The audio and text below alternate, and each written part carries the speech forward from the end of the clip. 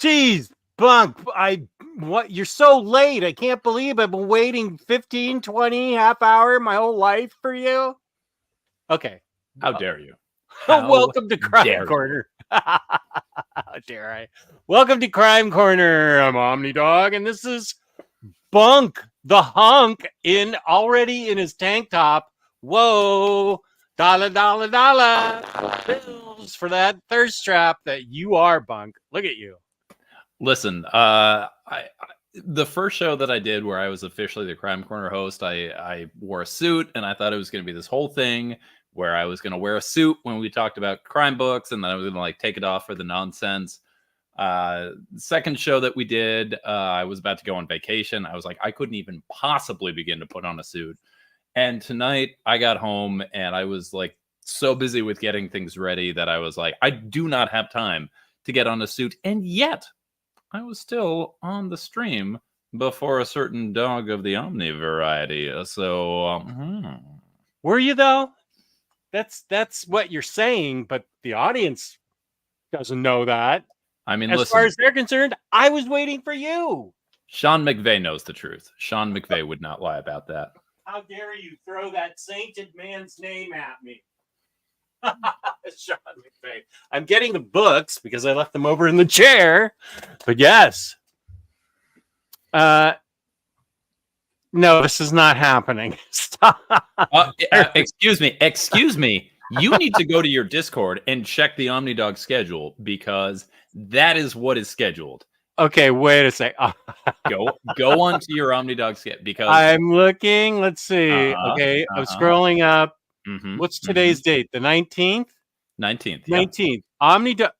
Oh, James, you rat bastard. That's not true. And if you scroll down, you will notice that one Omnidog said, I'm not going to talk about magic. It's not on my schedule. But guess what? It's on your schedule, which means y'all talk about magic, y'all. No way. And there's the voice of reason. This is what the voice of reason sounds like from Cycle Cleveland. Yes, of course. Cycle knows what's happening. Here's Halo Tangle for 39. What's up, Halo? Welcome to the show.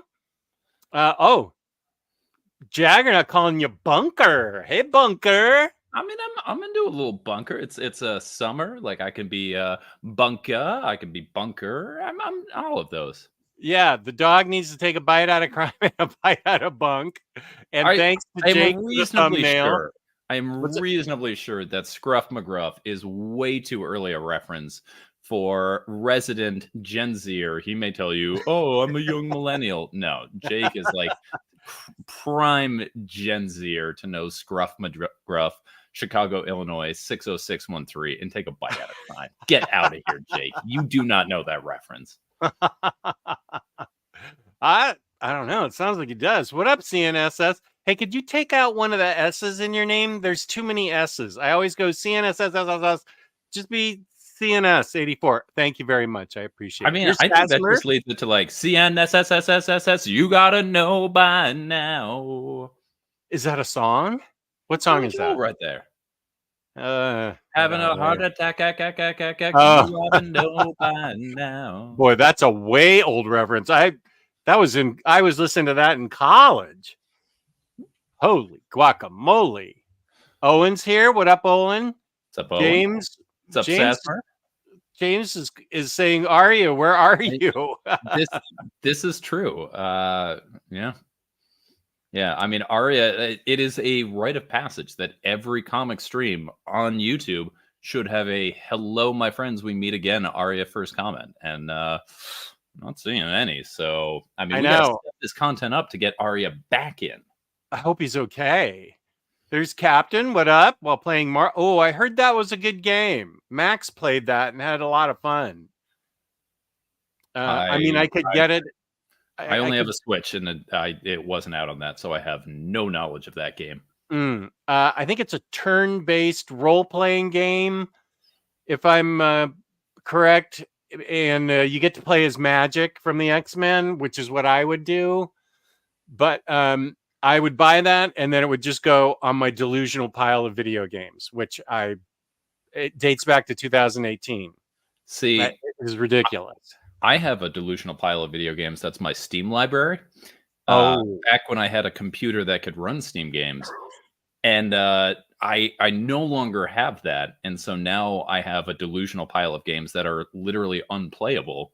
And it makes me every so often when I see an alert that a Steam Deck is on sale, I go, is that $400 I want to spend to not play those games that I already didn't play?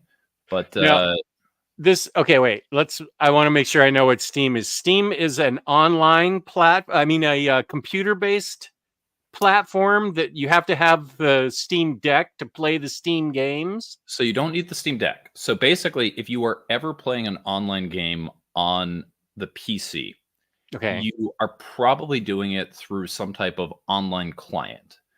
And okay, you're starting to lose me like wrestling. Well, okay. So I know what you're saying. Okay, so an what online console client. do you play on? Are you a PS5 guy? I have the PS5 and a Switch. Okay. So if you're playing PS5 and you're going to play that online, you have to have like PlayStation Plus, right? Where you can connect to the service and you do that. Yeah. PC didn't used to be that way, where it's like it used to be you would play directly through the game. And back in the old days when I would play, it was like you literally had to like call up your friend and be like, hey, what's your IP address? And they'd find their IP address for that time they logged on, and they'd give it to you, and you'd plug it in, and you'd like call into that computer. And then like they'd have to be like, Mom, don't pick up the phone. And then they'd have to like pick up back in the modem days. Okay. Yeah. And like that's what but now it's that same way where like now there are sort of like online client services where even if you're not playing online, it's like your games like it interacts and launches those. And Steam is the biggest of those. Oh, and okay. They're famous for doing Steam sales multiple times a year where it's like these great games that you've heard are so good and like you've been like, oh, I want to play that. They're like 75% off, and it's like, oh, that game's only $5. I'll totally buy that for $5. And then it goes in your backlog, and you never end up doing it because so often this happens. So you have like 100 games that you bought for $5. I have 100+ games in my Steam library that are all bangers, and I really want to play them all. And now, why can't you? You don't have an upgraded. Does Steam doesn't have support on your upgraded PC? So the PC that I used to play those games on eventually just completely crapped out. Like it died. And so I am talking to you now from a laptop I purloined from my wife that is fine for streaming, for video editing, and is like not at all acceptable for video gaming. And so like I have no computer at this point that has the hardware to keep up with a video game, even a lot of like the sort of older indie games that quote unquote run on a potato. So I'm just like basically locked out of it. It's basically like I had a PS5 and I have all these games, and then I sold my PS5, but I didn't sell my games. So I have a game library that's still sitting there, and I look at it and be like, I'd love to play that now, but I don't have a way to do that.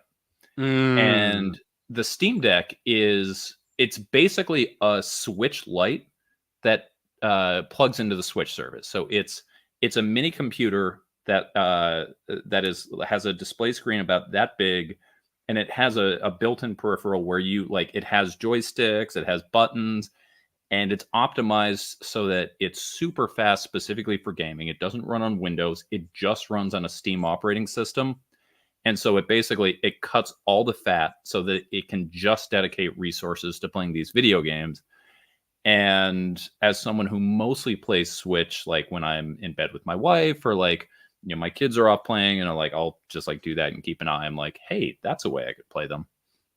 But I haven't yet. Oh, okay. So it's a possible Christmas present for you, maybe a Steam Deck. Yeah, something like if my wife ever knew what that was, it'd be the kind of thing she'd be like, maybe we'll do that. Here's tomorrow's guest on Omnidog and Omnicath, Elon. Dang, I need to step up my tank top game. I don't know what the weather's like in Wales, but I can promise you it's warm where Bunk lives, and He's probably pretty comfortable in that tank top. Yeah, if you're in the Elon's northern hemisphere, it is very hot, and Elon being in Wales is very hot. So, yep, Elon, get those tank tops ready. Elon and I will be live tomorrow at 2, so I'm headed up the yes, right, 2. Peace and love. Peace and love. Wait, why did Apple not pick up your peace sign? Oh, sometimes it doesn't. There we go. Let's see if we can. There we go. I don't. What is that question? I mean, Sasmurf, if we're going by the schedule, I technically can't answer that until 9 p.m. But oh my God, we are so not talking about that stuff. What is that, a wrestling question? God bless America, Sasmurf. It is not just a wrestling question, though. It is an iTunes charting music question. When Joe Hendry dropped his intro music onto iTunes, it became the #1 song on iTunes that day. Like his intro is that much of a banger. Okay. So Sasmurf, I have a banger too. I believe in Joe Hendry. I have a banger too that Michael Cleveland made for me. He mashed me up with Charlie XCX, and I believe in 365. It's a great video, and anybody that wants to hear it can go to my Discord, or James can drop the link in the chat. It's on YouTube, and it's the most hilarious, funniest thing ever. It is amazing. Also, I love the XCX. I wanted to see if Apple had introduced anything for Charlie XCX. Sasmurf, I have the old Magic figure, which is the exact same as the new Magic figure, as far as I can tell. I checked them out. They look like they're made from the same mold. I'm going to have to look for all those accessories, because I just slapped the I put her soul sword with her, and then I put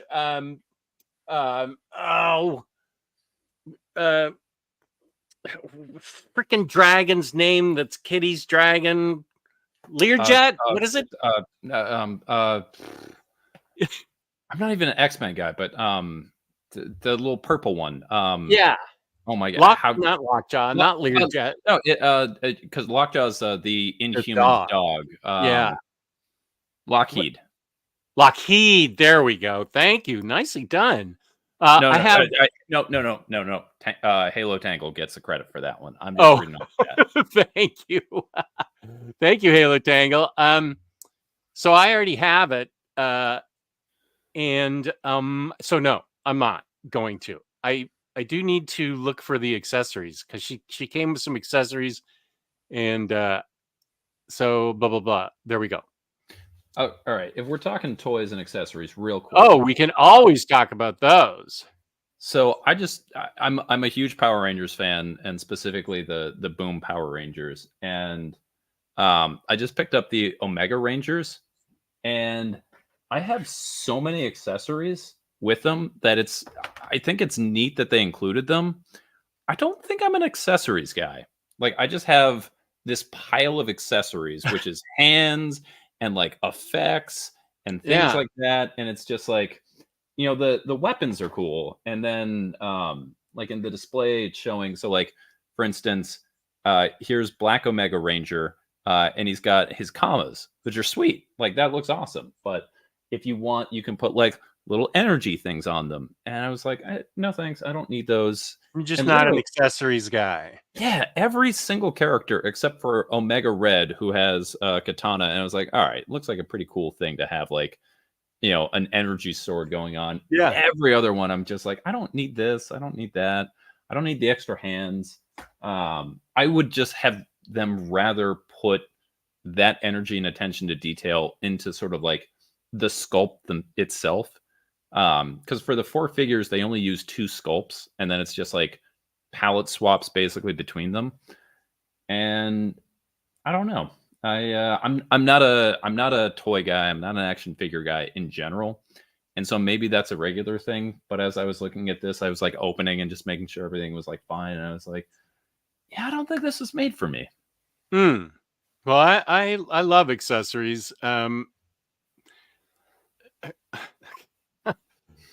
Games like Sea of Stars, that's probably the most convoluted explanation of a digital game library I've ever heard. I mean, not untrue, but was anything I said untrue? Halo has almost 400 Steam games. And having to listen to the very basics. Oh, someone are not talking trash, throwing trash at us. How dare you? Juice Dragons, welcome. We are going to talk about crime tonight. Ms. Tree, this is the book I have physically, and then I also have a bunk recommendation, which is about wrestling. Hell is a squared circle, which it happens to be about wrestling. It is a crime book. It's a noir book. It's wrestling noir is the right thing to call this because it is dark. It starts out dark and just gets darker. And then the other book in the Ms. Tree series that I don't own, but I'm going to rectify that, even though I already read it, is the very first one. One Bad Mother. Yeah. Look at that's a Dennis Cowan drawing. That is so nice. It's not actually Cowan, is it? I think it is. I think I looked at it. Just a sec. One Mean Mother, graphic novels, blah, blah, blah. Cover artist, Dennis Cowan. What? I have this digitally, so I kind of just like looked at it and I was like, oh, that's cool. And then flipped by. I didn't. Now you think more highly of it, don't you? I mean, I'm not going to say anything about my opinion until we get to talking about that. But I love the cover. You can like the cover without it. Well, you said you liked it more than before. What if I already was at 100% on it? Like, you can't like it more than 100%. Wow. Okay. Yes. By the way, Jess, thanks for posting the schedule on YouTube community posts. These live shows are so much fun. I'm glad. Thank you. I'm glad that people care. I really appreciate it. Some series you should check out: Evaristo by Car, OS.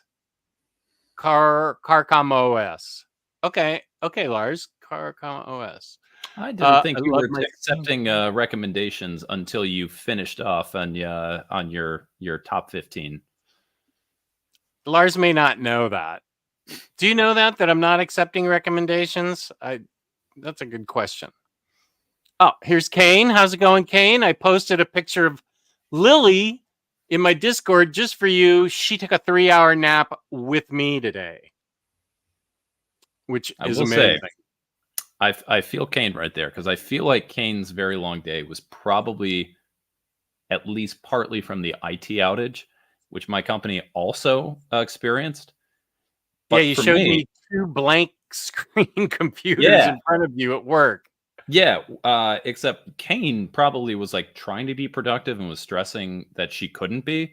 For me, I just kind of wrote it off and it was like, well, I can't do anything, so I'm just going to read comic books all day. And it was the best day of work I've ever had. I find it troubling, and I God bless capitalism, peace and love to the U.S. I find it troubling that one company can upload an outdated Microsoft update or something that ruins worldwide IT stuff. That doesn't seem right to me, that one company manages worldwide worker computers efficiency, something or other, words that are escaping me. I don't like it.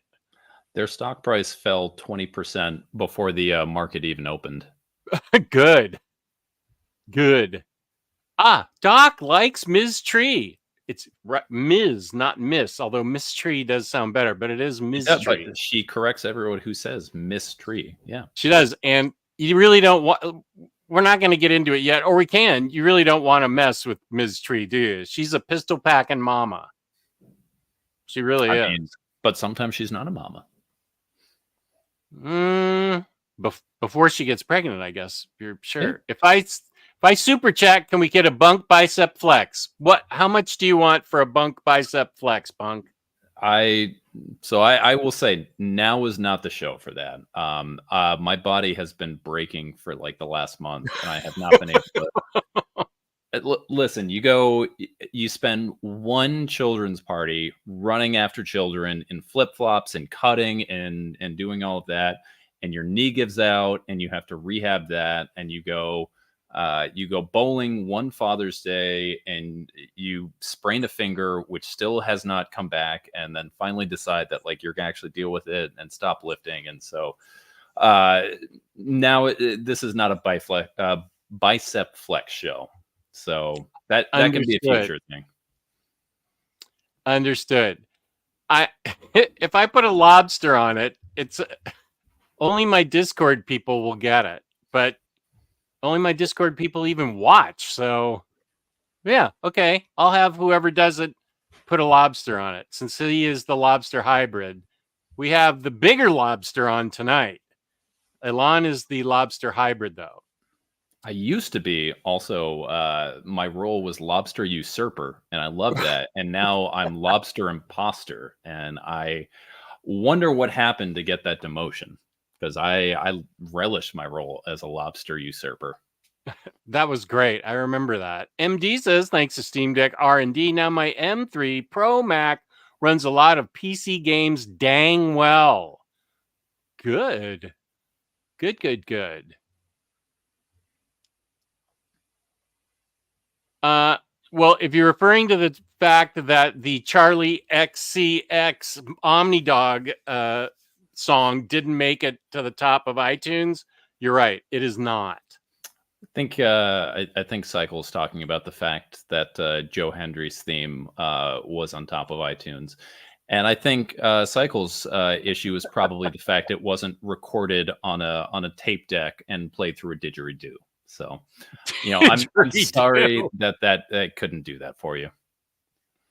Hello, Temple. Welcome. And here, if you go to this, you really need to see this. It's a Bragg Summer. It's an awesome mashup that Cycle did that completely makes fun of me, and I'm totally into it. I highly recommend going there. Wait, somebody's referring to something here. Whoops. I'm a network security analyst, and it made my life a living hell today. But hey, I could work for CrowdStrike. That would have been worse. That was on my schedule that I just posted. That was from Mark Underwood. So his life was hell today, based on CrowdStrike, which is ridiculous. Lockheed. I've never read anything with magic, but I've become a fan of hers now through the game. Okay. I love her character. She has not gotten a lot of attention in Krakoa. I'm not going to complain about it because Emma and Kitty have gotten a lot of attention. I look forward to reading future X-Men 5 years from now when it's all collected, because once I'm done with Krakoa, I am done for a while. I mean, Gail Simone's writing the new run of Uncanny. You're not going to run that, really? You're not going to read that? Don't, man. I still haven't started JLD Rebirth. I got to start that. Inferno. It's Gail Simone. It's on Hoopla.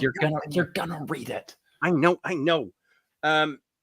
Inferno and Inferno Prologue. They have a lot of magic. Quest for Magic has obviously a lot of magic. A lot of new. Wait, no. What's that? Who are they called? The young X-Men. Not X-Force? No. What? New Mutants. A lot of New Mutants has a lot of magic. And yeah, I she's one of the 7 X-women that I dig. I didn't know that there was a list of 7. Well, somebody asked me, I think on the 2 weeks ago, when Dom of X and Webhead and I were subbing in for Omar when he was in Japan on his Saturday stream. He asked me for my 7 favorite X-Men, and they all happen to be women. So I just gave all the women that I like. I'm happy to tell you, Emma Frost, Magic, Laura, X-23, Rogue, Psylocke is 5. What were my other 2? Kitty Pryde is 6. Let's see. I said X-23. Who am I forgetting? James, who am I forgetting? James knows. Who do I have the most action figures of? I know I created a controversy because I didn't say Storm, but Storm, I don't know. She just, I'll think of it. Storm, I don't know. She doesn't rock my world like some of the other ones. See, I'm not much of an X-Men guy, and as such, all of my favorite X-Men are just whoever are in Peter David's run on X Factor Investigations. Oh, that is such a good run. Mm-hmm. That is such a good run. Okay, wait, now it's bugging me. But James says Scarlet Witch. Does Scarlet Witch really count as an X-Men? No, I don't. Yeah, no, I don't. She was. Think so. She was in Trial of Magneto, but I don't think that's who it was. That she doesn't count. Emma, Magic, X-23, Rogue. You're doing Stepford Cuckoos. That's 3, so that you can't you can't fit those. Actually, 3 it's 5 now. They've been upgraded back again. But I wasn't including them. Somebody will come up with it. It's not Storm. It's Marvel, maybe a mutant, but she's. I mean, I still think she's an Inhuman just because they're right. AS asked Miss Marvel, and whoa, we got Carl on the show. What's up, Carl? And peace and love to everybody out there. Please do not spoil it. I heard the trailer drops a major bomb. And please do not discuss this in the chat. I hope you enjoyed the trailer. I really want to be surprised. Peace and love to you, Temple, but please keep it to yourself. I really don't want to get it spoiled. By the way, real quick, Carl's collection just popped in the chat. That's my buddy Carl. Let me go down here because I'm about 20 minutes behind. Here it is. So Carl is an original art collector. You can see it in his thumbnail behind him. Does amazing unboxings. Has an amazing collection, and really always goes over the personal collection he has to all of that. Whether it's the art, whether it's individual figures, and he just started a new series. Where he's talking about kind of the state of his pull list, and he's going over, calling it bags and boards after he's read something. He's putting things together and just kind of gives an overview of the state of current modern comics and what he's reading. Great series, a channel that does not get enough love. Please, everyone, if you are even remotely interested in original comic art, go check out Carl's collection. Also, I still have not forgiven you for grabbing that Daniel Warren Johnson piece that I missed out on. What the? Now I was thinking that looking at my action figures would solve this. Now I'm going to need to write it down because. Okay, Carl, welcome. Well, again, of course. That the hive mind that is James didn't know it offhand. I'm kind of shocked. I am too. I think the internet is afroth with amazement that it didn't work out. You got it in there. Yeah. Okay, wait. Oh, say Emma, yeah. X-23, Magic, Rogue, Psylocke. 1, 2, 3, 4, 5. Kitty Pryde, who's known as Pride, if you like Marauders, right? Which I did. Okay, that's 6. Now, who the heck was the 7th? It wasn't Matt. Now, people were guessing, and I appreciate it. I don't think it was Jean, and it's not Phoenix, not Madeline, not Rachel, not Hope. Those are all good guesses, though. I do. I not Storm. Yes, Silac. Not Siren, M, Ron, I do like Banshee. Jubilee. I do love Jean. Stafford Cuckoos. Brag action figures. So what? Oh, because I leave out Storm. Don't start with me. What's wrong with you? I mean, you had Psylocke on your list, and sometimes she's Asian. She's currently Asian. Yeah. That's a weird Asian. You're right. Yeah, I have no idea who this is. I can only hope that he and or she is a good writer. This is DC's new list of upcoming books and creators was amazing. Amazing writers and artists on everything. And then this young person taking over at Harley, supposedly the fourth tentpole at DC. Dude and or dudette, you better rock my world because my eyes are on you. Which, speaking of that, we got we got Dan Waters taking over Nightwing, which is crazy to me because Dan Waters is not like he's not who I think of as like adventurous mainstream superhero comic. Like my favorite Dan Waters comic was Coffin Bound, which was this trippy, dirty, like crimey, pulpy, mind-bending comic of revenge that like Dan Waters stuff is always like a little bit out there. And so him taking on Nightwing, I'm like, I don't know what Dick is going to get into, but I'm here to see it. James, don't clip that. Jess, any plans to follow the Energon universe? Peace and love, peace and love. I read Transformers. Quite frankly, I was lost. I said this on the Omni Bros last Monday. I did not grow up with Transformers, as apparently 99% of my audience has. Would have helped if there was. Next Imaginaut suggested there should have been some kind of visual reference, on the front cover, like this is Optimus Prime, this is evil Optimus Prime, whatever his name is, and no, I think he had it right. Evil Optimus Prime. And so I had a hard time telling the characters apart. I did go as far as to buy Duke, and I also bought Cobra Commander, and I'll get Scarlet because it's written by Kelly Thompson.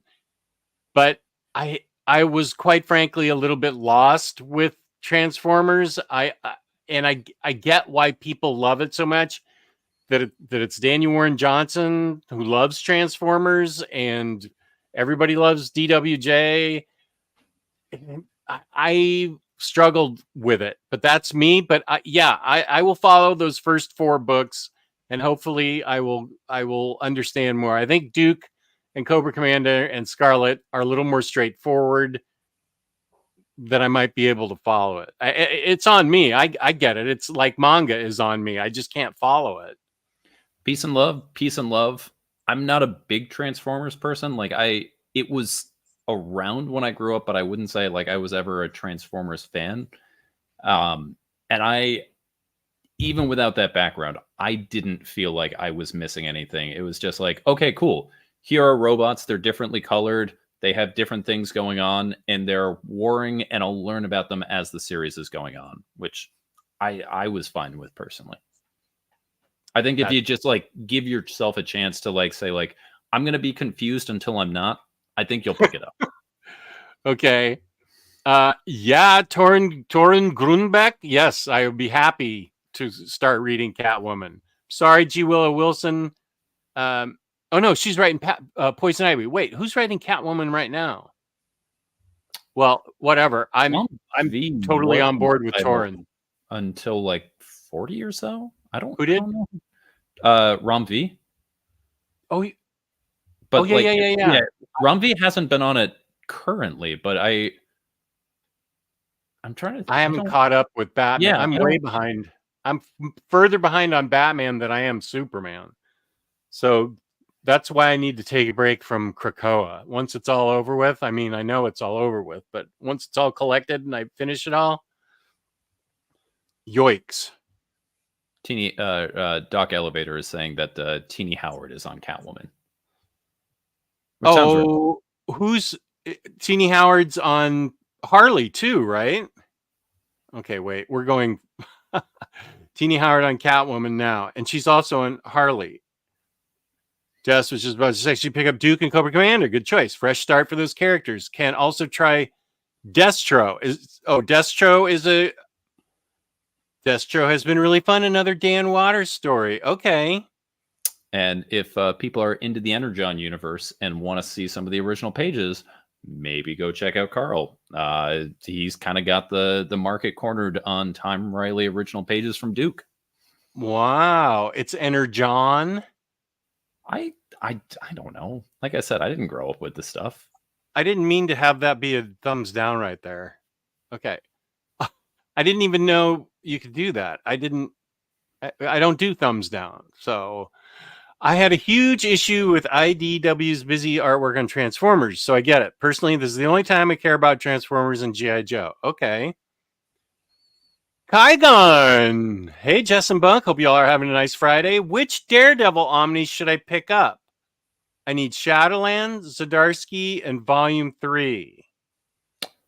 So if you're asking me of those three, I would emphasize Zdarsky.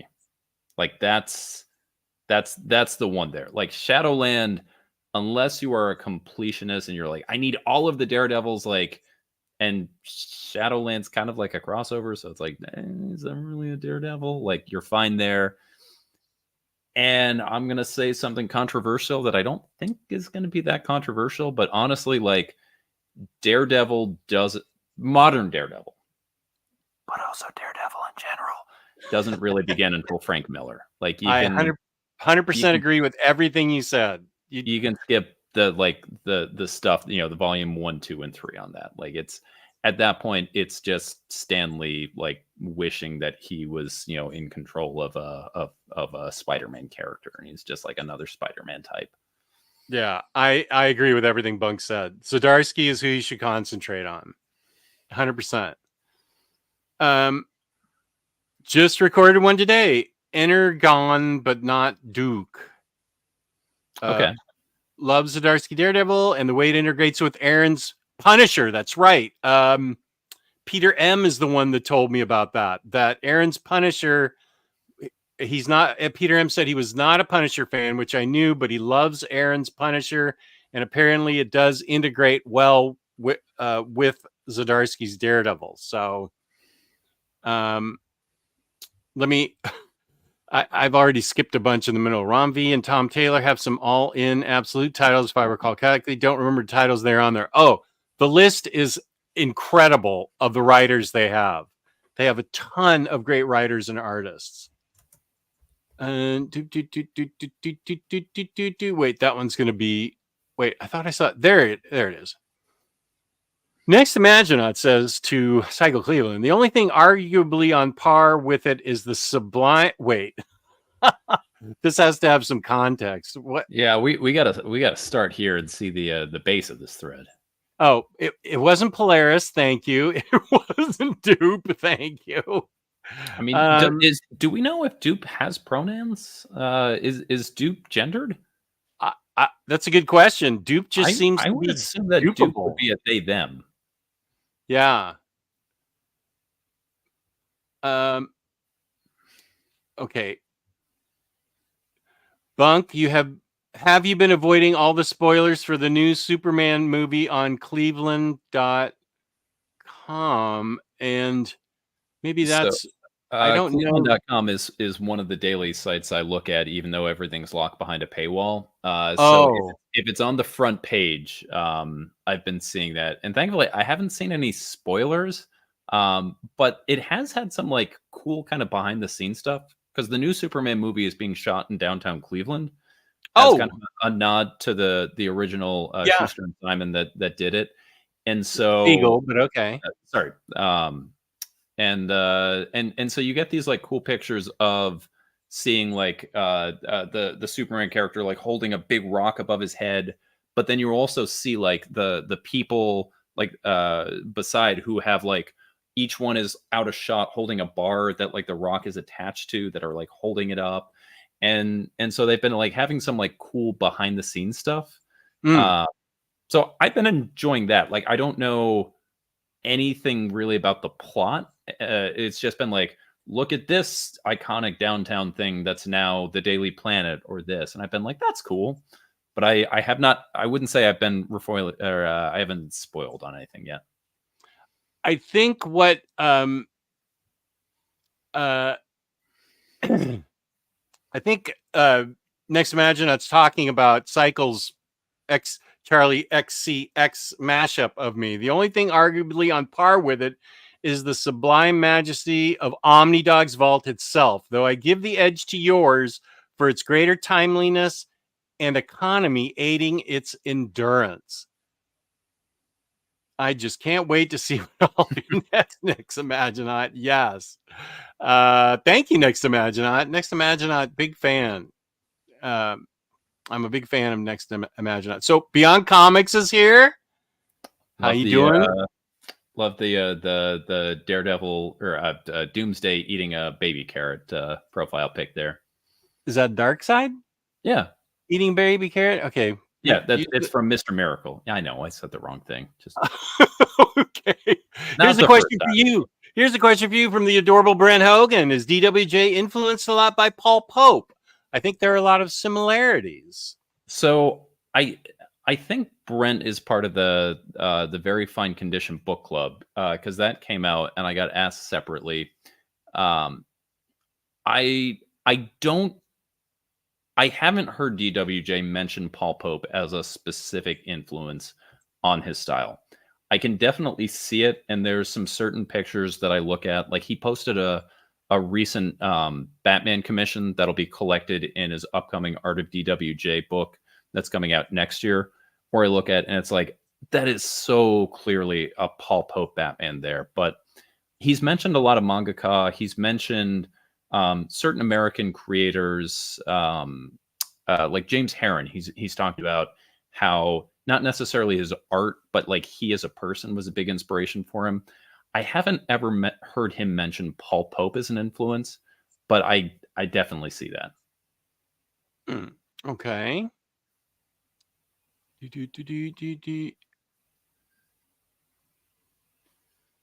Okay. Yep.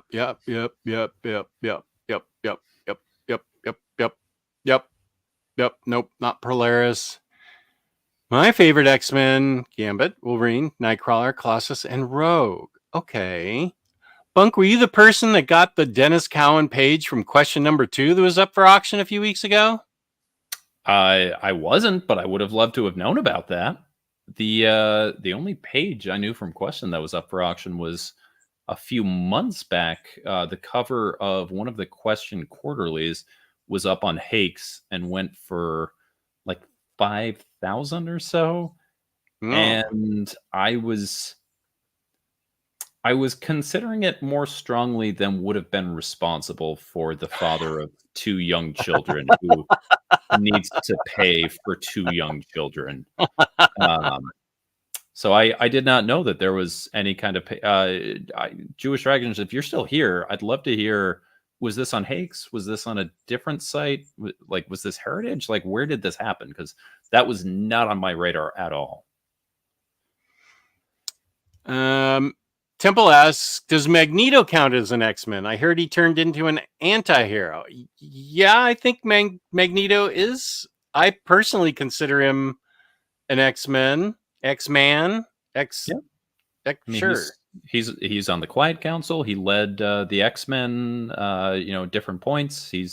I think he's on one of the current teams, either X-Men or he's on one of the new teams. I mean, he's been a villain, he's been a bad guy, but I mean, like, that's that's superhero comics. Like, everyone's been a bad guy, everyone's been a good guy. Like, just It's like wrestling. You flop back and forth between your heel and face turns. I have enjoyed him immensely in the Krakoa era.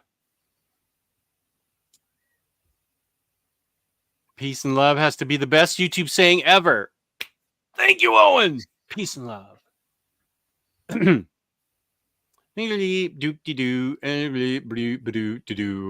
all in on the Energon John universe. Jorge Corona art on Transformers has been amazing.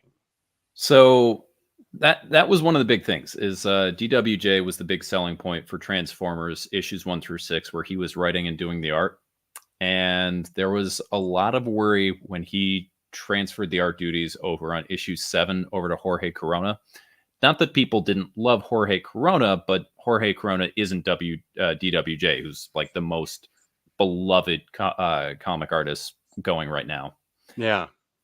And I gotta say it, and everyone's like, oh, this is an unpopular opinion, but I think everyone kind of feels the same way, that like Corona is killing it and might even be a better match for the Transformers property itself than DWJ.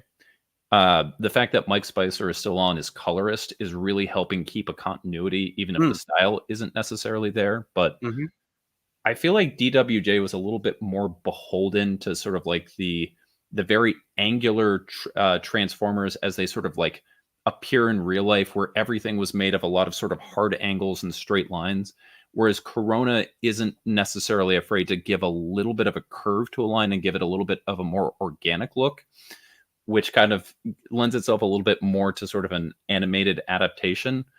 And it's worked great for the series. Like, it has not stepped down in art really in any way, and like it works really well for the Transformers series. I love Jorge Corona's art.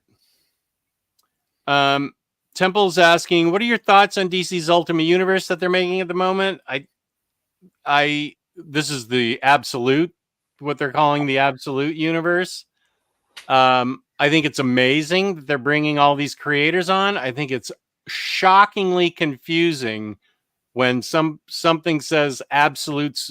This is Absolute Superman's creative team, and I think they're making an Absolute a Superman of what? It's a format. Absolute is a format that they've established for the past 20 years or however long it's gone. 15 years, okay, whatever it is. It's confusing. Other than that, I'm excited for it. I have not read any of that project, but I agree with you on that Absolute, where like, because it was even bad enough when you'd search for Absolutes and then Absolute Carnage would come up. And it's like, yeah. I'm annoyed by that, but it's Marvel, so I understand it. But now if you're like Absolute DC and you're looking on eBay for like discount prices, and it's like, here's all of these things, it's like, I don't want to see any of those. Speaking of discounted prices, nice segue. Organicpricebooks.com is where you should go. Use my code Omnidog for $2 off. Big savings, 5% off shipping 4 or more books together with the code Omnidog. Sit. And yes, my wife does say that to me often. I think the thing I'm most shocked about there is that she calls you Omnidog and not Jess. Not the sit part. The fact that after this long, she's calling you Omnidog. Booster's here, Booster? Our DC authority. Welcome, Booster.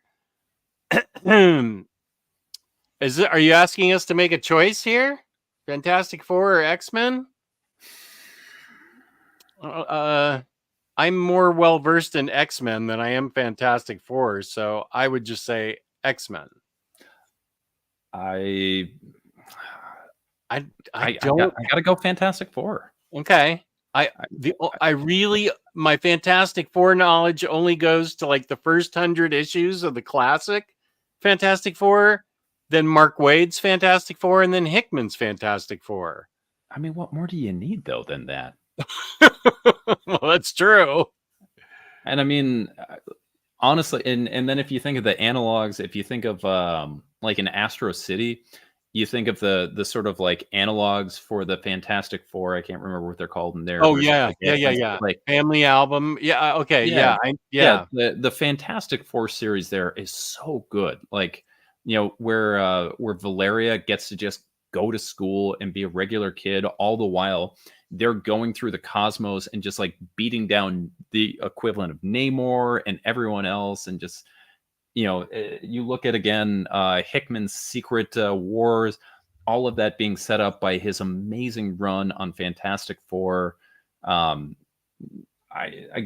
admittedly not much of an X-Men guy, and the fact that one of the characters is the ever-loving Benjamin J. Grimm, as a Benjamin J. myself, I find a lot of commonality there. Who also has starkly blue eyes. Wow. Mark, we were just talking about you. You left a message on my community tab about how today was hell for you since you're a computer tech. I hope your day's better now that you're watching us. Superman himself is in the chat. Welcome, wow. Superman. Wow. I feel honored. Yeah. I thought you were downtown filming, but you're here now. I don't know what to do. Okay, I should definitely change my backdrop then from Harley to that. There we go.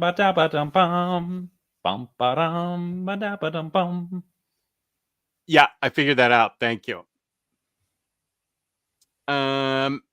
Superman's here. Harvey, guess what crime book I got?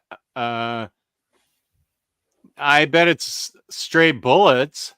I think it'll be somewhere else now, though. Speaking of crime books, I just got to say real quick, if anyone hasn't seen Jess's new crime book video, go watch it. It was excellent. Covered a lot of series, but thank you.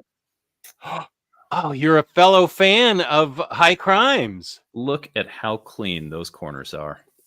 Oh, you're busting me up because mine's copy sucked. It was a little tired. Yeah, mine was a pretty beat up copy. I think that book, it was hard for me to get. I had to settle for what I could get. I looked on Amazon. You can buy it new. Like, it's from a third-party vendor, but you can buy it new, $15, no shipping. So, well, I don't know.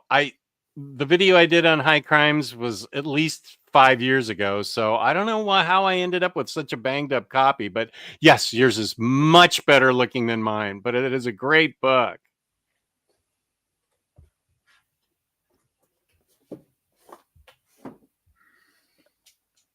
Shout out to Batman Year 100. That was a good Paul Pope book. Yeah. The Catholic guilt thing that Lars is referring to has been going on forever.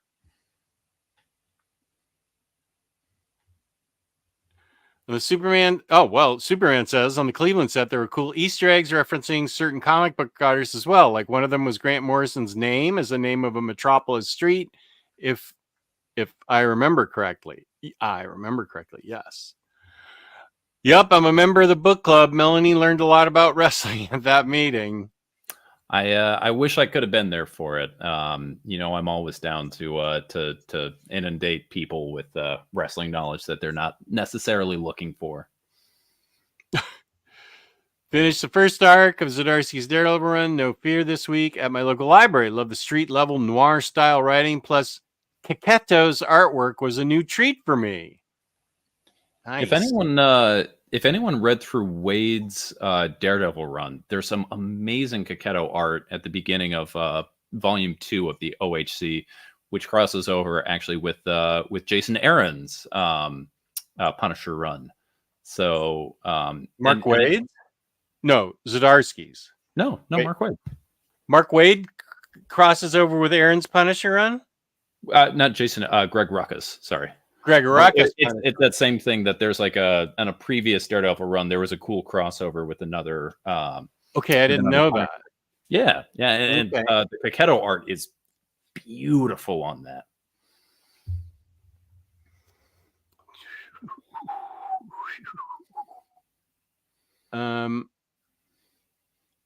Okay, we're still talking about Catholic guilt. Okay, for those of you who have Catholic guilt. Okay, I get it. I stand with Bunk on that opinion. Corona fits the property so well. If you had to have a lobe sale project on a character that never happened, what would you pick and why? I mean, I've got my answer. Who a lobe sale. I'll say Daredevil. What's your answer? I mean, I gotta go with DC and gotta go with the question. I mean, look at the long Halloween. That's a better answer. Look at the way that Tim Sale is drawing those like atmospheric sort of like mystery scenes right there. The way that he uses light and shadow, and tell me that that he is not going to represent an amazing hub city, and Jeff Loeb isn't going to tell an awesome, intricate, action-packed tale to go with it. Yeah, you're right. You're right. Also, actually, I just saw Animal Man back here. There's Animal Man. I am doing the 31. I don't know if you follow this at all, Bunk, on Instagram, and it turns out Facebook accidentally. That I'm doing 31 different comic shirts for the 31 different days of July. I have neither of those platforms, so I am sure not. Okay, so I'm. This is a way to get me more engaged in Instagram because I just don't post there often enough. But I don't have any content, so I thought this was a good way for me to put up content. So this was today's shirt, but then I used my Animal Man shirt that is the Coyote Gospel cover where he's. Are you familiar with Animal Man at all? I am, and much like the rest of Morrison, I think it's an overrated series. Okay, well, we're just talking about the cover right now. I mean, I think that issue is a little overrated. Okay, cover. Well, how are we friends? Anyway, the Coyote Gospel cover was my T-shirt, and I didn't know who to tag. I just put it up. It was a couple days ago, and both the company and the guy that made the shirt both commented how psyched they were that I posted it. And I was very pleased with that I'm sorry, I had to apologize. I said, I'm sorry, it doesn't even occur to me to say where I got the shirt from, but I'm always happy when I get somebody from the industry to comment on anything. I had a Gotham City Sirens shirt on the other day, and I tagged Nathan Zerdy because he was the cover art. He was the one that drew the art. And he responded on Facebook that he thought he was happily surprised and that he loved it. And I thought that was awesome. I love it when I can get industry people responding to me in any format. That's pretty cool. I would tag this tank top, but I don't think anyone would answer. Harvey, that I'm not going to read that. I think Franklin's a mutant. This is a retcon because of Dan Slott, who claims him back, and there was a tug of war, and Hickman lost that tug of war, so Franklin wasn't able to be a mutant. But there was that invitation though, because Hickman, in the early episodes they say like Franklin has an open invitation, so just because he's not going, Hickman was planting his flag. He was like, nope.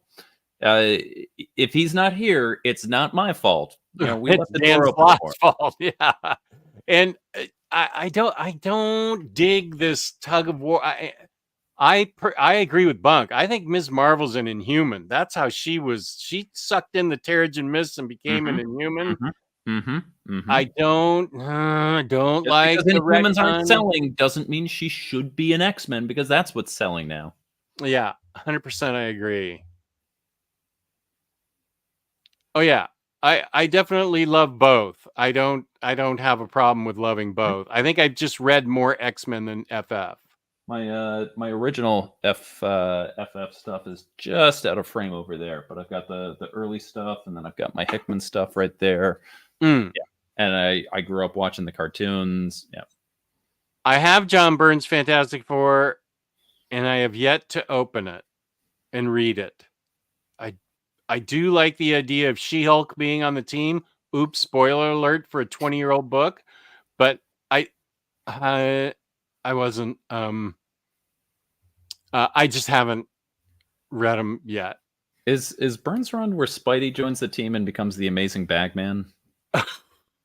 I have that action figure, and I don't think I've read that issue. But if that is true, that's hilarious. I mean, I know, I don't know when it happened, but yeah, that's hilarious.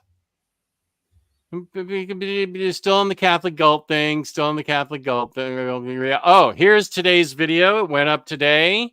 You may not have heard about. Thank you, James. Yes, I put it up, and volume 3, episode 3, part 3 will come out probably next week. If you've been a Crime Corner aficionado of the recent the Bunk era, you may recognize some of the entries on there. Yeah, I think we may have sold some copies of Kaiju Score. Yeah, I need to. I mentioned I did an interview with Jim a few years back, so I still have his email address because I don't think he posts on Twitter anymore. I need to reach out to him and just see like what's going on with him these days. I'm gonna point to our stuff and be like, people are buying your thing. I don't know how revenue sharing works with Aftershock now because they don't exist. But hopefully he's still getting money from it. Comic Slayer turning up her nose. Don't leave. Don't leave. We're not going to be talking about Superman. We're going to be talking about crime.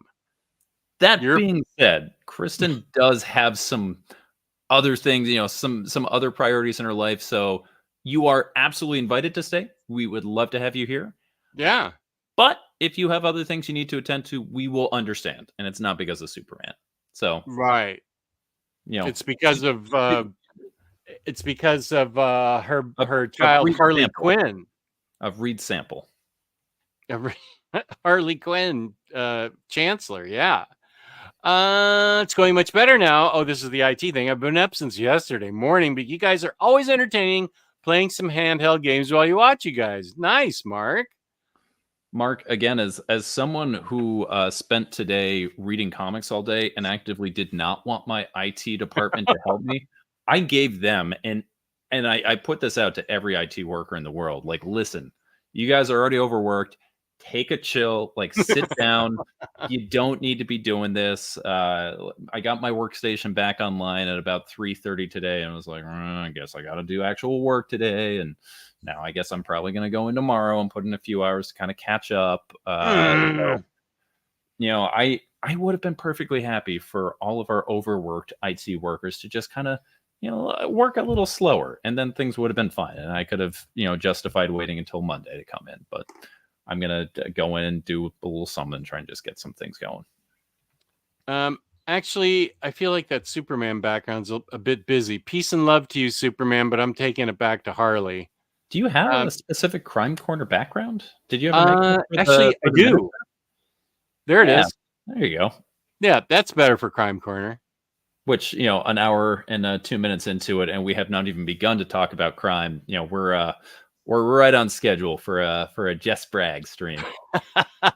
I don't like topics. I don't tolerate them well. Mr. Awesome, go ahead. I will just say real quick, as someone who has been watching Crime Corner since the old Taylor days, I feel like people came for the tangents, and then the second you guys would start talking about the books, viewership would just drop off. So that went for Batter Days in the Batcave too. Yeah, so the whole thing is you draw them in with the promise of a topic, and then just, you never deliver, and you're just like, no, we will talk about that. Except, of course, as of 7 minutes ago, we are supposed to switch our topic to Magic the Gathering and WWE. So, Listen, it's James said it, and James is the keeper of the schedule. So who am I to go against James? Okay, yeah. Okay, sure, Bunk. You don't go against James. Mr. Awesome, Batman and Robin is going well. I love it. I just finished episode 13 of the 3rd season. I feel like I have, how far does it go? Like maybe 23, 27 episodes, but I had peace and love. But so far, I think this season is the best season I've watched. I've enjoyed the writing on every episode, whereas the first 2 seasons, there were a lot of good ones, but there were some clunkers. Sure, it's going to happen, but this one, Batman and Robin is awesome. Also, mostly, I love Batgirl. She appears. Nightwing. Well, Tim Drake's there, of course, and Nightwing shows up. But this is my favorite part of it so far.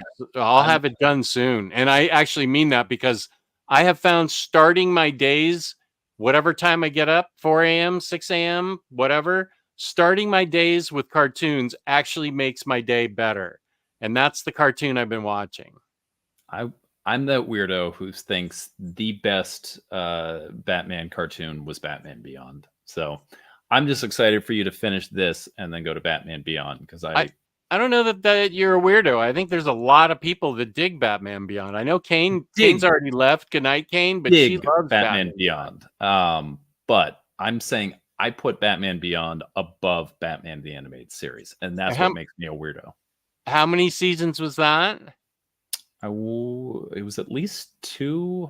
Okay. But I think it was either 2 or 3, but they're longer seasons. So they were like 26 plus episode seasons. Okay. I think I might own the Blu-rays of that, or the DVDs at least. Darwin Cook does the intro sequence for it. It's a slower paced, sort of more methodical series. It's like dark and sort of futuristic, a little cyberpunk. It's great. So good. I'm looking forward to it. Kane, good night. I understand completely. But hope to see you tomorrow at 2 with Ilan. I know you've already left, but love you, Kane. Thank you. Which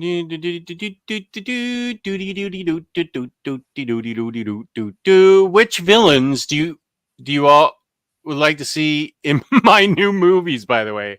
Asking out of curiosity, of course. I'm quite sure Lex Luthor is going to be in it. I'm almost as sick of Luthor as I am the Joker, except Luthor, I feel like Luthor, to me anyway, in a lot of the Superman books, has more depth to his evil and interest, and is interesting. Joker's almost, I do like the way Snyder took Joker into the homicidal maniac, but not crazy. He knew exactly what he was doing and getting enjoyment out of it. That said, who would I like to see? I'd like to see somebody different, like Metallo or Parasite or Toyman. Somebody, anybody but Luthor. I understand it. He's the main Superman villain. So, but I'm throwing out. Now, do you want real estate developer Luthor? I don't want President Luthor. Yeah, I'd like. Wait. A real estate developer who becomes president? That's about as far as I'm going to touch that one. Thank you. I really like Jeff Johns' take on him, on Luthor, and I liked it. I liked the American Alien take on Luthor. Those were both sort of the corporate Luthor with evil machinations behind him. So that I do like sort of the corporate Luthor. That's, and what I also enjoy is that that this real estate, the magnate that becomes president, also has an issue with immigrant Superman. So he calls him an alien, and that becomes the sort of hat. That's the thing he places his hat on, accusing Superman of being an alien and different than us. Not relatively new, but I think it's new-ish in the past 30 years 30 years only takes us back to 1994, but I don't know who was the first writer to haul out that alien thing that Luther started talking about, because I thought that became an interesting talking point. Which, real quick, I've just started reading through the Tom King Wonder Woman run that he's doing right now. Mm-hmm. And I think the way that he's handling the sort of xenophobia towards Wonder Woman and the Amazons is nothing new, but I think he does it in a really, really good way. And I'm loving that run so far. And also Daniel St. Pierre's art. Oh my gosh, like so good. Have you read that yet? I believe I just got the first trade in a box from a competitor of Organic Price Books that I'm going to unbox on the Elan stream tomorrow. It just came out, and I think that I have that. And I'm a little frosted that now these books are coming out trade paperback. People complained that they were coming out in standard hardcovers. Now they're coming out in trade paperback. Now I want the standard hardcovers again. Those were cool. You may be frosted about that, but I am afroth with excitement that it has hit Hoopla and I can just read it day of release and I don't need to wait for it to ship. And it's just right there and I can make it the size of my screen. Oh, it's so good. Good. Yeah. And I'm also looking forward to, I heard Beneath the Trees Where Nobody Sees has been completed. Yes. Thumbs up. So the issue 5 came out months ago. I want to say the trade is either late August or early September. I think it might have been pushed back to September at this point, but yeah, it's excellent. It's great. I'm looking forward to that. Loeb Sale, Iron Man for me. Loeb Sale on Green Arrow would give the character some big fame if done right. Loeb Sale question would be sick. Loeb Sale on Wonder Woman to complete the Trinity. That's a good point. I'm sorry it can't happen. Yeah, I never thought about that. But yeah, we got obviously a ton of Loeb Sale Batman. We got for all seasons one of the classic Superman stories. We got a Catwoman story, but we never did get a Wendy story. Huh. Yeah.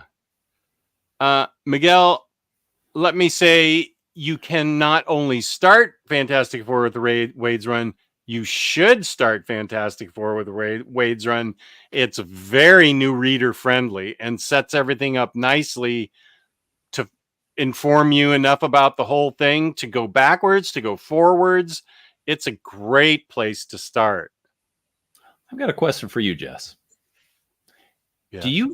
Can you think of any Mark Waid run that you think is not new reader friendly?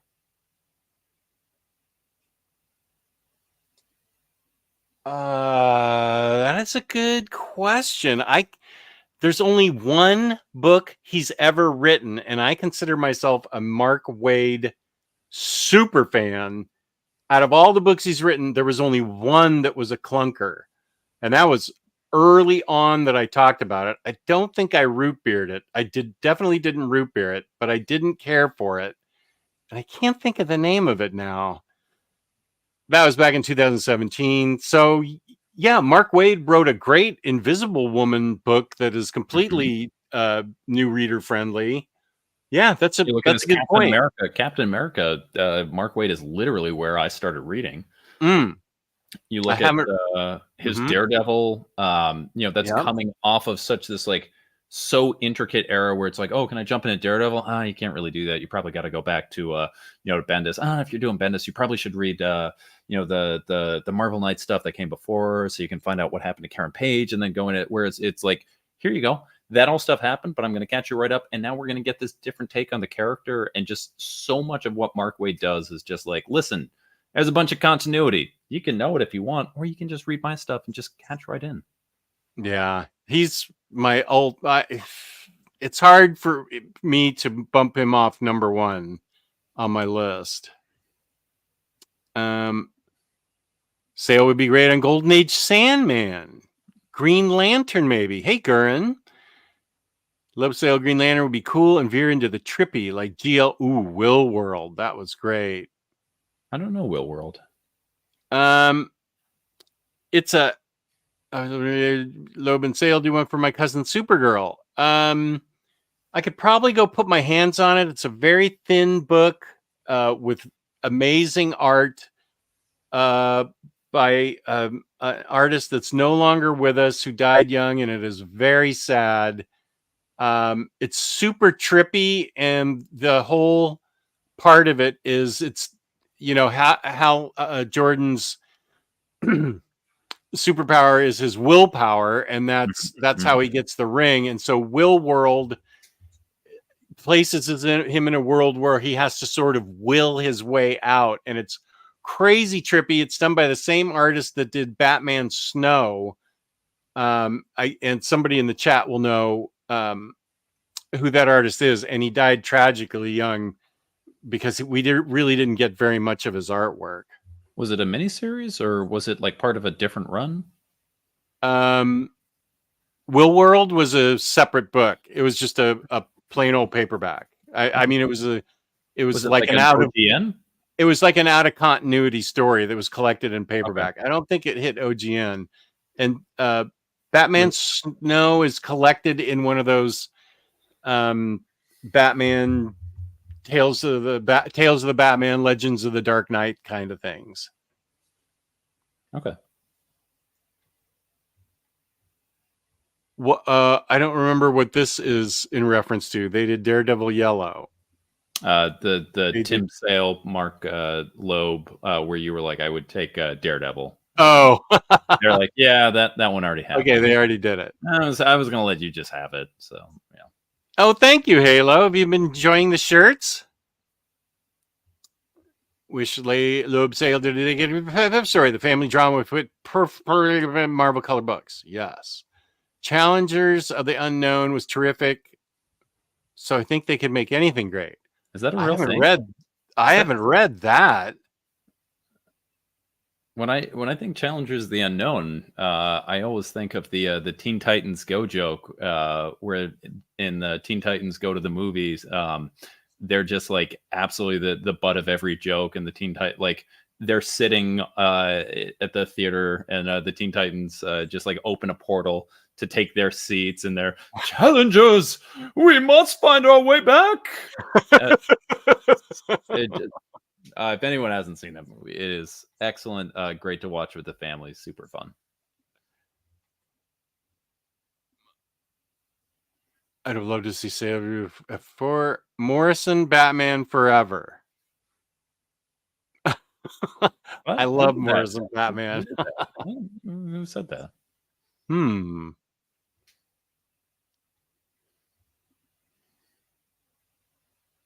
I think he's underrated. That run has one of my, I don't even know what we're talking about here. I've lost track.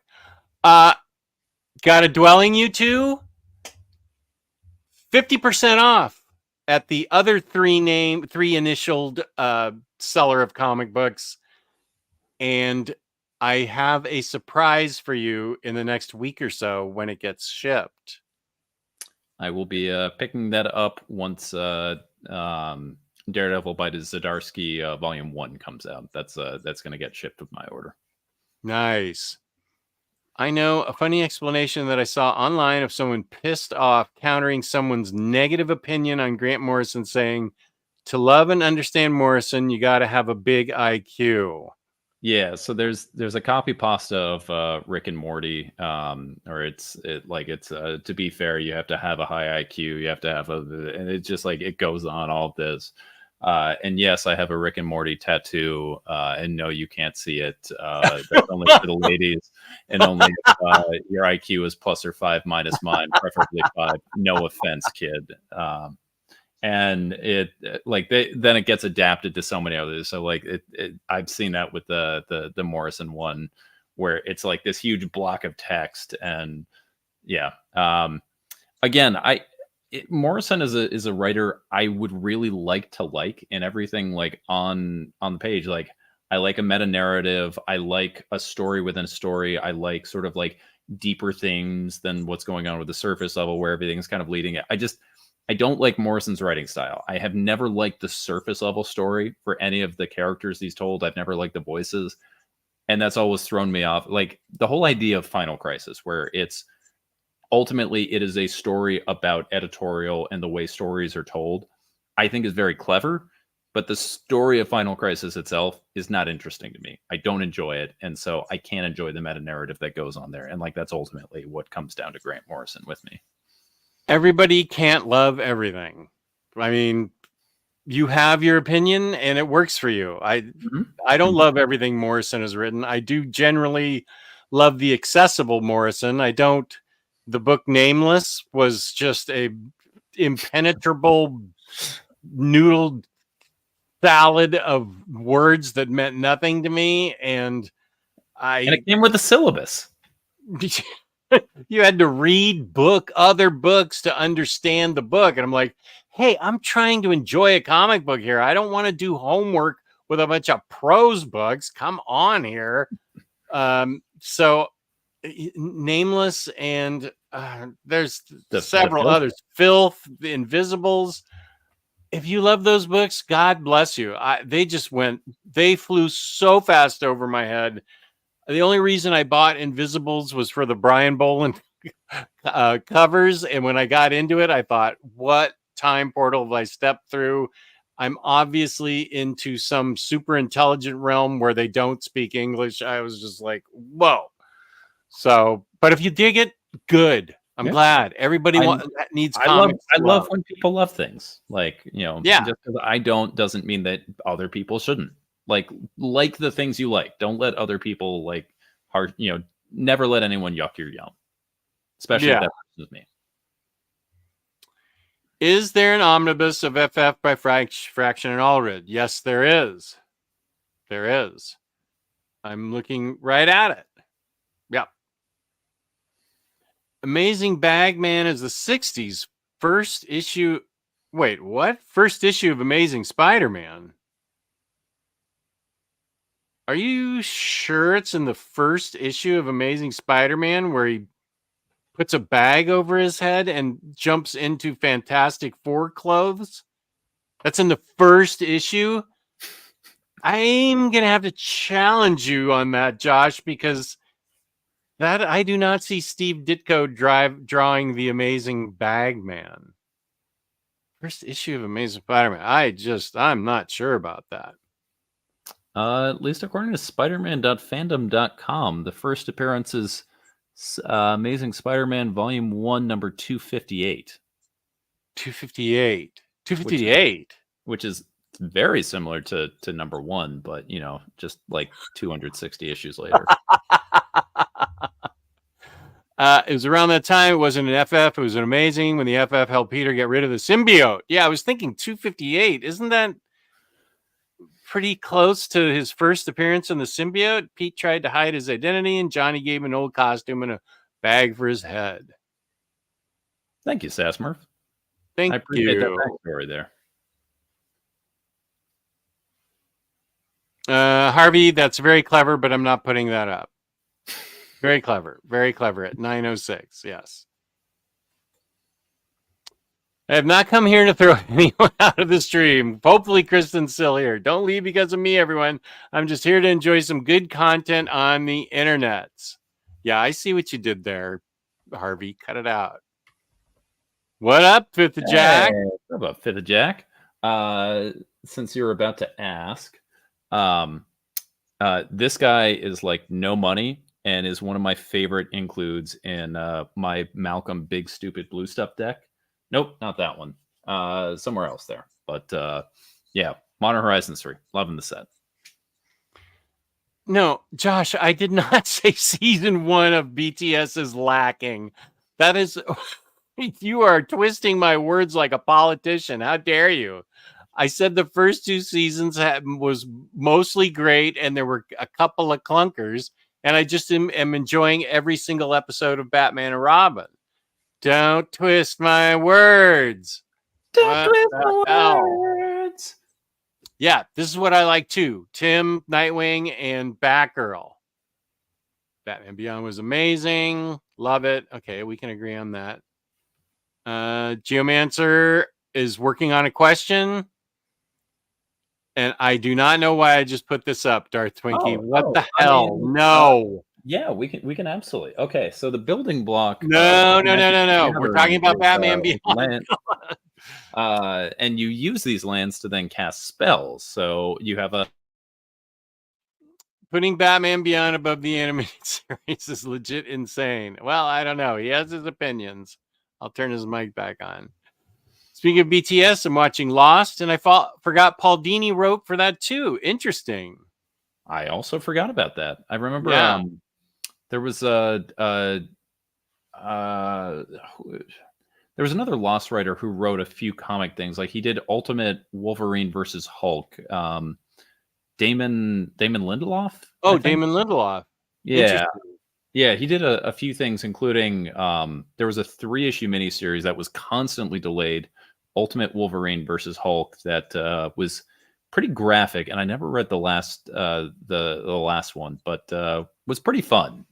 Very different direction, but it was kind of a reuniting of the original Amazing or Incredible Hulk 181, where Wolverine was set up to hunt the original Hulk, and he's like, "Hey, what if in the Ultimate Universe, Wolvie was strong enough to do that?" I think Damon Lindelof was the brains behind the Watchmen show on HBO. That sounds right. I love. Yes, thumbs up. Yeah, I haven't. I'm a Watchmen crank. Oh, okay. I can't do anything that's not the original one. Okay.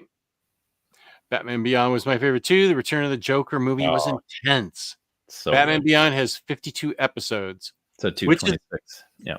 Which is the Batman story where Alfred is a neurosurgeon? That would be Batman Nightfall, where Bane breaks his back and somehow Alfred, in the completely unsterile hospital field of the Batcave, is a neurosurgeon and knits him back together.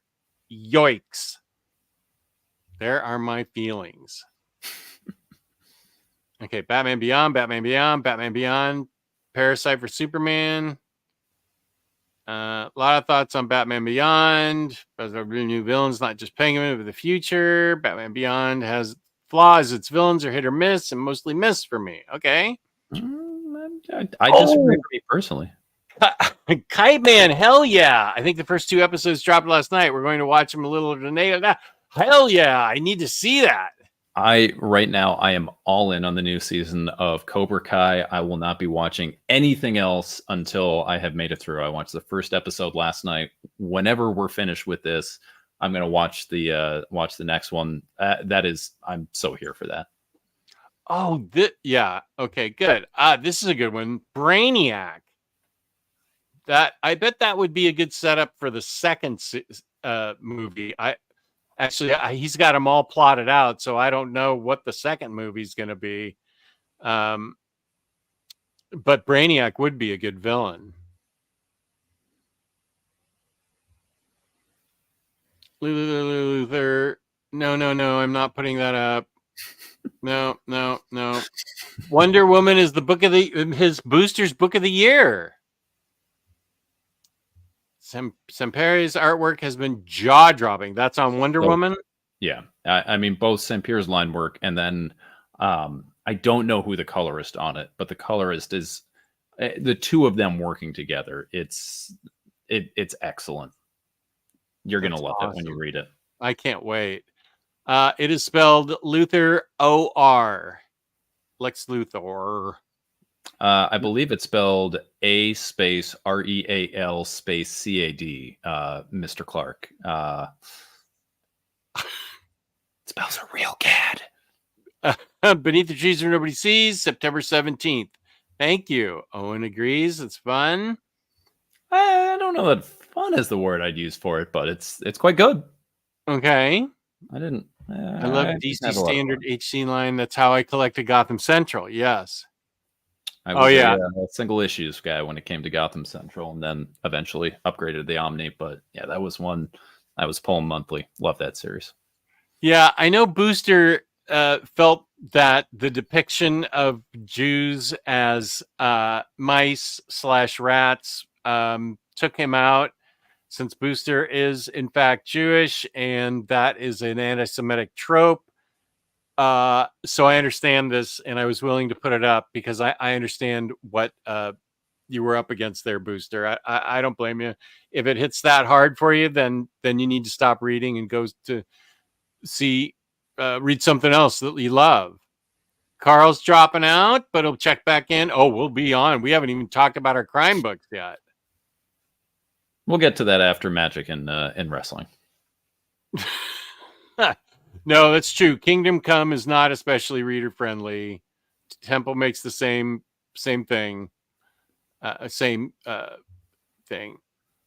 I would agree with that, but I would actually say that Kingdom Come was one of like the first books that I read when I was like really getting into comics, and I didn't have like a full history of like the comic universe. Like I had a general understanding from pop culture, but Kingdom Come was a book that my high school library had. And I remember just looking at the awesome Alex Ross cover and was like, oh, I want to read this. And it was like, it honestly, just knowing like who Superman and Batman and Wonder Woman was, like that was enough for me to be like, this is cool. Like, this is so different. So, you know, you obviously you get more out of it, the more history you know, and the more characters you can recognize. But at least for me, I didn't feel as basically a new comic reader that I was lost reading it. Mark Waid's Flash made me love Wally West to the point he is my Flash, which is why I dropped DC when they dropped Wally.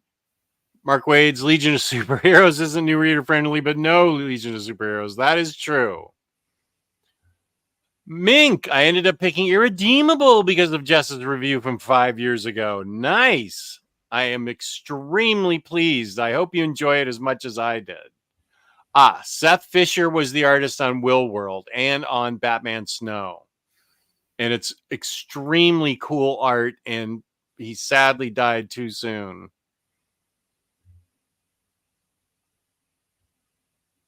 Not yet. I'm still working my way through Batman.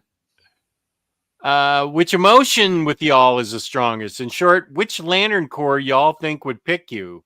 For me, probably Hope. I pretty confident that I would be a Red Lantern. Is procrastination one of the expanded core? Is that an emotion? Is there like a chartreuse ring where I can be like procrastination? Is that an emotion though? Like just vibing and going with it. Is that a core? Like just going along to get along? Yeah, you know, just like hanging loose. Yeah, I see you, man. Like I get you. I'm gonna let you, you know, like let you go there. Yeah, I guess closest would be like empathy, but it's not really an emotion. Like for me, I'm not getting picked by any of the emotional core. I'm gonna be there to support my friends who does you know get picked by it when that Green Lantern ring hits. I'm like, hell yeah, buddy, hell yeah, you get up there. But for me, I think they're like, you got enough going on. Like you're good, man. Would you like to review a book and talk about it? Do you want to talk about, since there's so many wrestling fans in the world, would you like to talk about first Hell is a Squared Circle?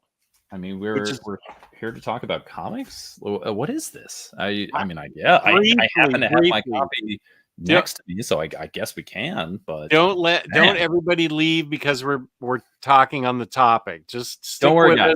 It's still about wrestling. It's fine. It's fine.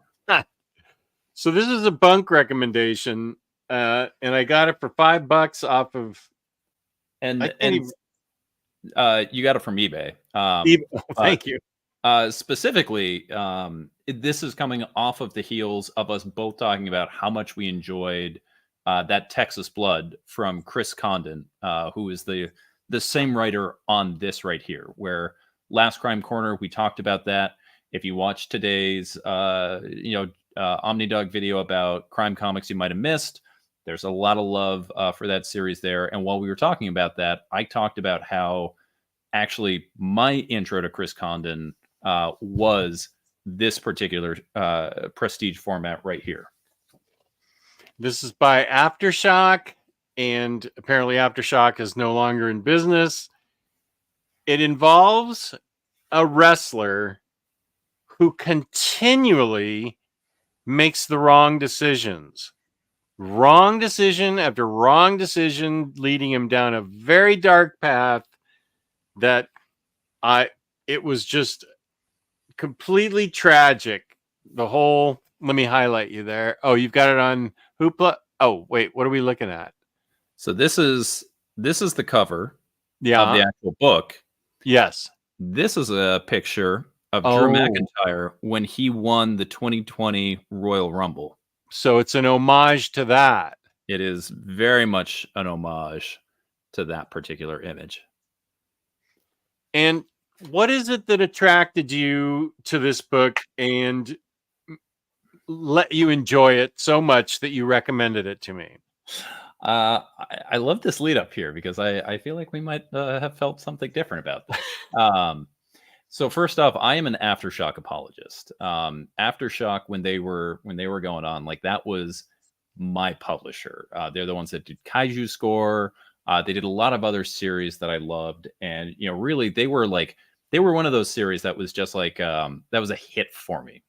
People talked about them being as an IP farm, which was kind of true. Like they were putting a lot of just different concepts out with the hopes that they would get optioned and they would try and make up some money with those deals, which fine, that's not great. But the flip side of that meant that they were telling a lot of very varied stories because they wanted to have things outside of just, this is our green superhero, he does superhero things, this is our blue superhero, do you want to buy any of these? It was, they had a very, very wide array of concepts, and I really enjoyed that kind of thing. So first off, that was the big thing.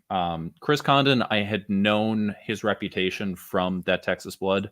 That's a book that had been on my radar and was one of those, I'm pretty sure I'll like it, I'll get around to it. And the fact that it was a wrestling noir was something that I was like, I'm already sold into this book.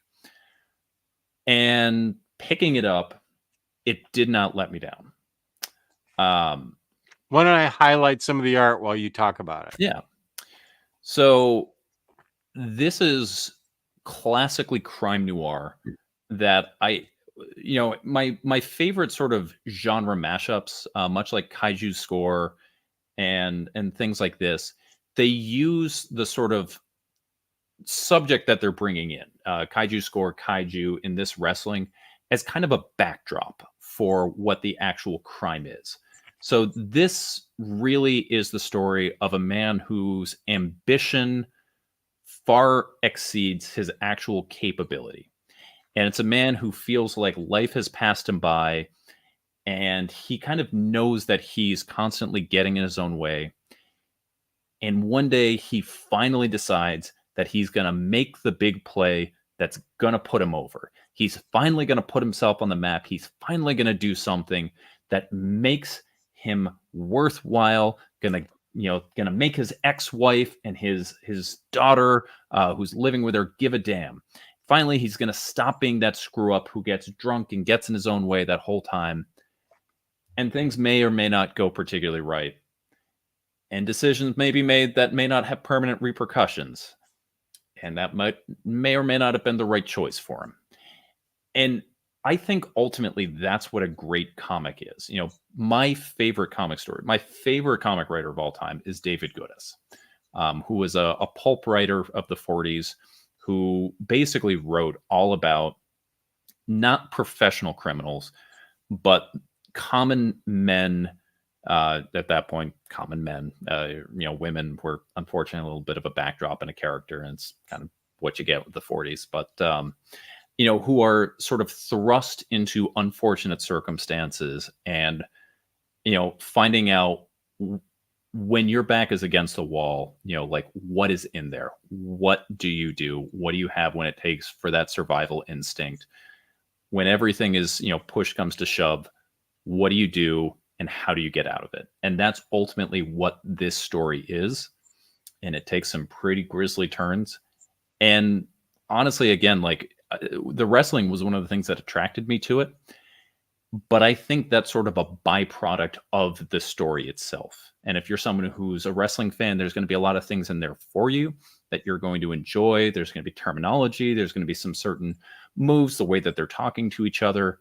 but I don't think that's necessary to enjoy it, because again, it's ultimately a story about a man who goes to his lowest, who tries to shoot up, overextends, and spends his entire life thereafter trying to accommodate that. That's what attracted it to me. Again, without trying to spoil a, prestige format 64-page issue. How did it hit you? One thing I liked, and I will spoil it, was it's just a small spoiler for in the beginning. He appears to be a bit of a down on his luck wrestler. He used to be a big time wrestler that the crowd loved, and now he's turned into a villain that the crowd hates. He goes up against Cosmic Cassidy, who is the big hero at the time. And they were discussing their moves and stuff beforehand, how they would play out. And it goes a little differently than what was his name? Swoomer? Okay, Teddy. Teddy was his name, but what was his wrestling name that was so popular? Muska. Ted Walsh is the guy's actual name. So the wrestling match doesn't go as he had planned with Cosmic Cassidy, and he decides that to rectify this, he's going to go take the take from the promoter. And after he goes to the promoter's house, gets his keys through various means of beating the crap and killing the promoter. Sorry, I'm spoiling it, but this is where the part is that hooked me, because as he's after he has completely killed the promoter just so he can get his hands on the $40,000 stash, in comes a phone call on the message machine that says, from a bigger time promoter, we really dug what we saw of tonight's wrestling match with Cosmic Cassidy versus Muska. We'd like to bring it down to Florida and make it a big deal. So had he not done that,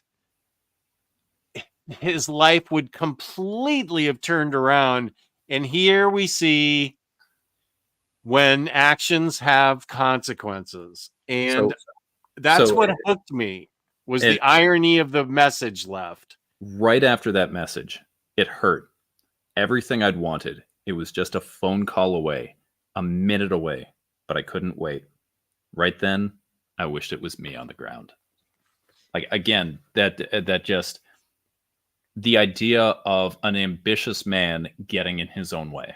Mm-hmm. I was hooked from there on out as he continued to make bad decision after bad decision. But I actually, this is the sign of a good comic book. I cared about the character, even though he was constantly effing up. He kept trying to make it better, but in his limited scope of vision, he could only see the sort of easy, physically violent way out. He had a problem with drinking. He didn't make good decisions while he was drinking. I'm not sure many people that do, myself included. And he gets into all these incredible entanglements, and I did care about the character, and I cared what happened to him, and I cared about what happened at the end when we get a big reveal of who comes in to challenge him after he moves to another location to continue wrestling because he's a wanted man. I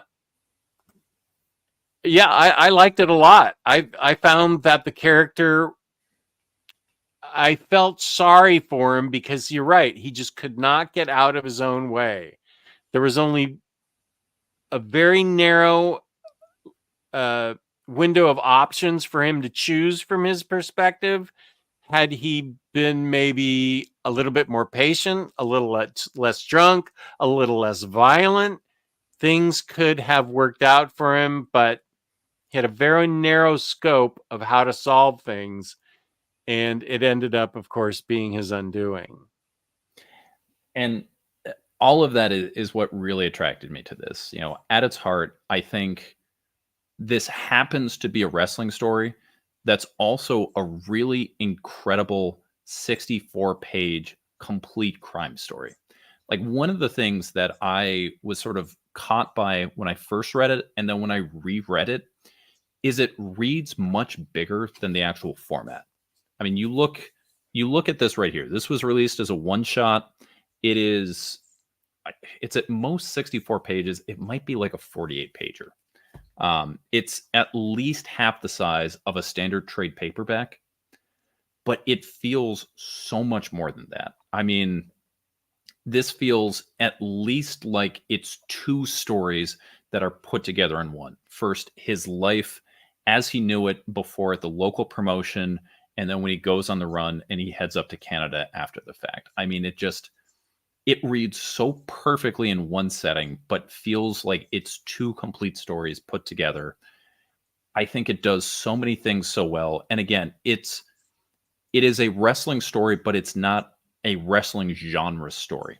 If you're a wrestling fan like Rodimus, who just showed up here, there's gonna be some things that you're gonna notice in there that you're gonna file. Like there's when he's going against can't remember, is his second name Tombstone, or is it I think it was Tombstone.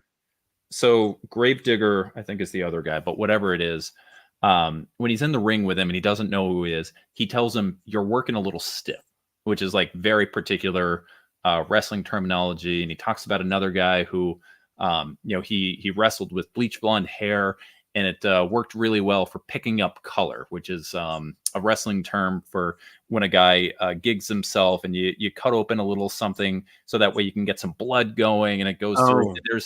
There's some little terminology that it's like, if you've read, if you're familiar with it, you're like, hey, I know what you're saying. You're speaking my language there. But if you don't, you're not missing anything. And I think genre crossovers, I think that's the right way to do it. It's the same thing with like Kaiju Score, where if you love big stomping monsters, you're going to love that there are big stomping monsters in there. But if you don't really love that, it's just a great crime story where that is the setup, that's the hook, the same way that there's a guard change that's going on between these times, and it happens to know that this guard is sweet on this girl, and he's supposed to be coming on, but he's actually hooking up with her here through inside information that we have. It doesn't need to be those particular genre things. It just uses them to tell a complete story. And that's ultimately what I loved about Hell is a Squared Circle. Yeah, and it's very wrestling noir.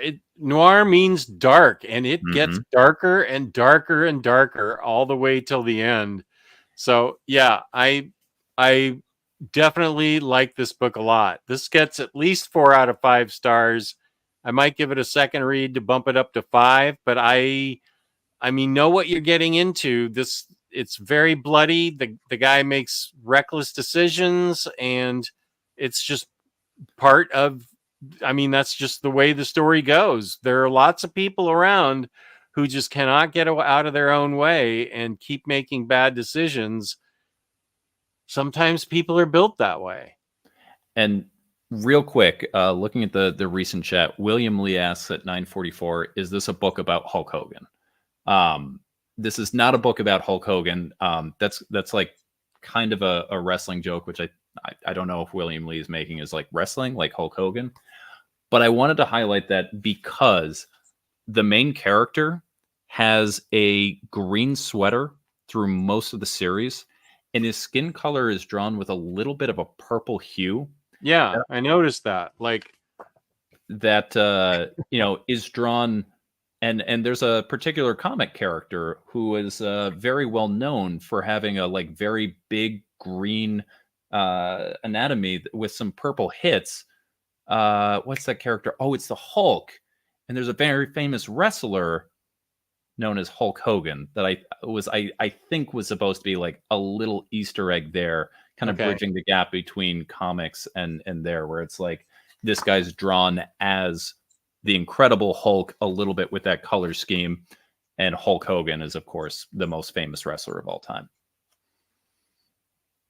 I'm upset Aftershock will probably not come out with a few deluxe editions I was looking forward to, like Maniac of New York. Oh, and We Live. We Live was such a good book, and I'm so disheartened that we're not going to get more on that.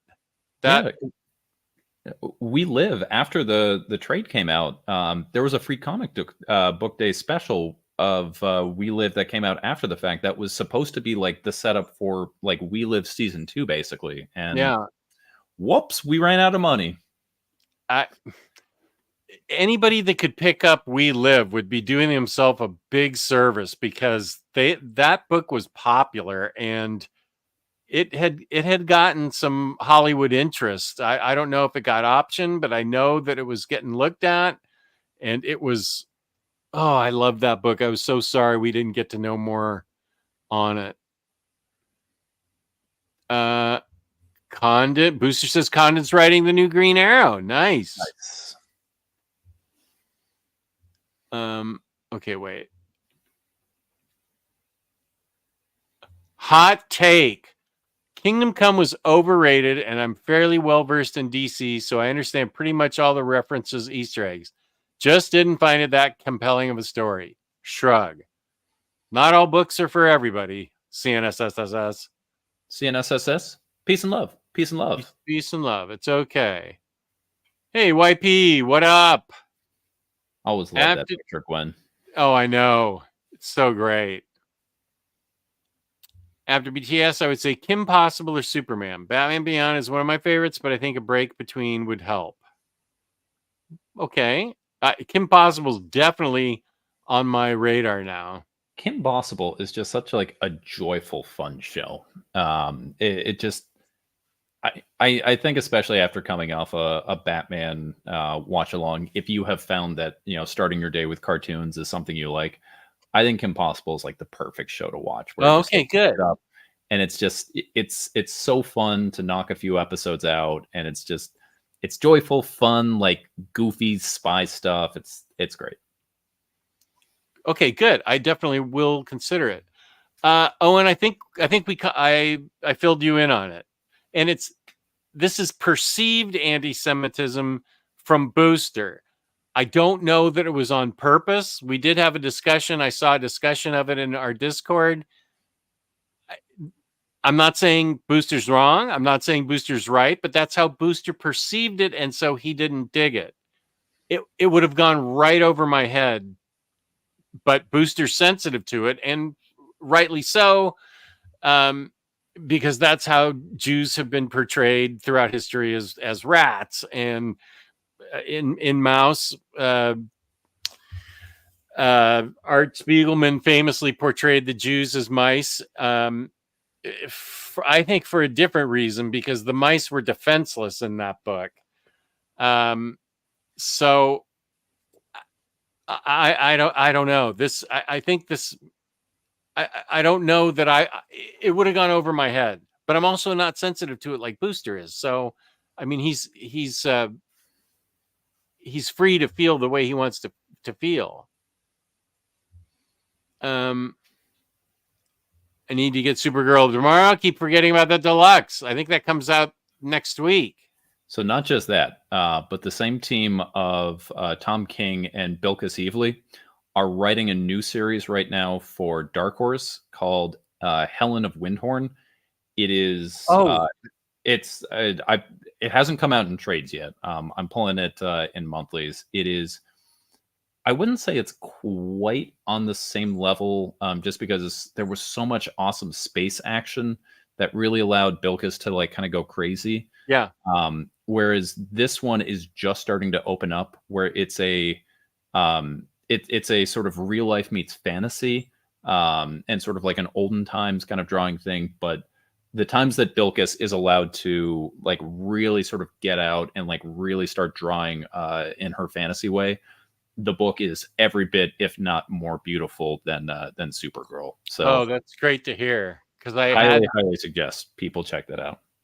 My friend Mallory sent me the announcement of it, and I said, "This looks good. I'm excited for it." It's anytime it comes out, it's like the top of my pull list to read. Awesome.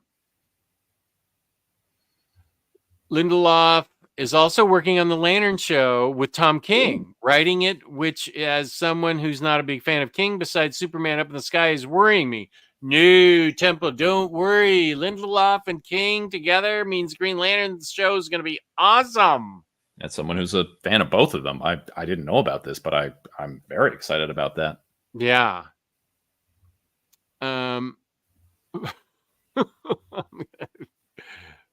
Okay, wait. I'm going back here. X-Men by Grant Morrison. Is Grant Morrison at the best? Yes. I'm only showing this just to say that Cycle's still in the chat. Good to see you, Cycle. Good to see you. I just started my Morrison Batman readathon. Excellent. I pulled that on a show the other day, and I almost started reading it right during the show. The Loeb Sale Challenger series was from 1991. It was collected a couple times. You can still get the 2004 collection pretty cheap used. I'm interested. I'm very interested.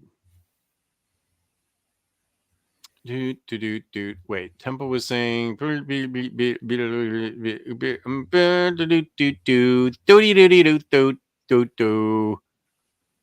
I find Dan Turpin slowly turning into Darkseid so tragic, and that Crisis is the best at invoking dread at an oncoming apocalypse. I think that's a reference to Final Crisis. I think so too. Dan Turpin, but the whole spoilers for Final Crisis. The whole premise is that different key figures on Earth are different new gods, and become different things. So I don't remember any of the names. I'm really bad with names. And honestly, I don't remember who Darkseid was, but I remember that Granny Goodness won a lot. Brian K. Vaughan wrote for Lost. Interesting. I don't think I knew that. I didn't either. Ultimate Wolverine versus Hulk had a 4-year delay between issues while Lindelof was working Star Trek. Ooh, I loved what he did with Star Trek. Loved it. As an old Star Trek fan. I liked all these Grant Morrison books. Sebastian O, Kid Eternity, Kill Your Boyfriend. Yeah, I enjoyed all of those. Also, I enjoyed what's the one he did with Sean Gordon Murphy? Joe the Barbarian. That was very readable and accessible. Anticism.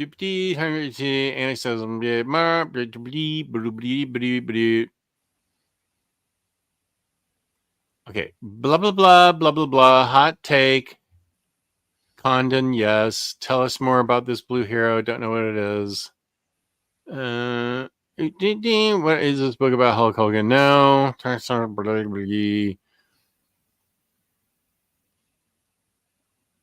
Rodimus, good to have you. Crime Corner with everyone's favorite Hispanic and Tank Top Masta. I like that. Tank Top Masta B, love on a Friday. Now all I need is some adult juice. Pour yourself some adult juice and enjoy Tank Top Masta. I think you should change your name. I feel like I've been coming on these streams, enough at this point that your status as the internet's leading Hispanic has been bleeding into my knowledge of Spanish, because I can read that perfectly. So I think I might be fluent in Spanish now. Yeah, you get an education on this show. Thanks to Rodimus, yes. No. Chris, I'm super late, but I'm finally here. Good to see you, Justin Punk and chat. Good to see you, Chris, and your lovely profile pic with Rouge and Gambit. Who did the art, and did it leave it open for more? No. No, this is a one and done, and it's very much meant to be done. Francesco Biagini did the art. I believe this one was done digitally. I have looked to see if I could acquire any pages from it. It doesn't seem like there are. I want to say Biagini for other things that he did.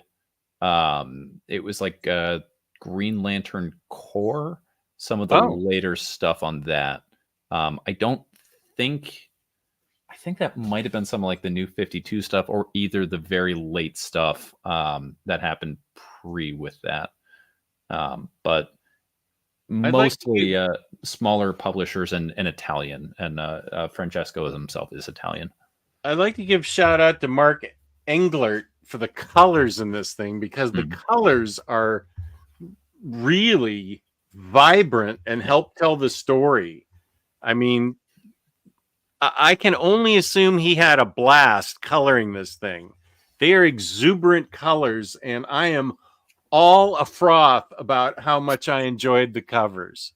Which I think is also, I mean, like, just look at the shower scene right there. Like, look at the use of colors with that sort of like purple, the blue, which again, these super bright hues that underscore this extremely, extremely dark story. Like, it is a choice to go with this color scheme for how sort of like dark and noir they're going for, but I'm here for it. Also, while we're giving shout outs, Dave Sharp, much like basically every Aftershock title, did the lettering for it.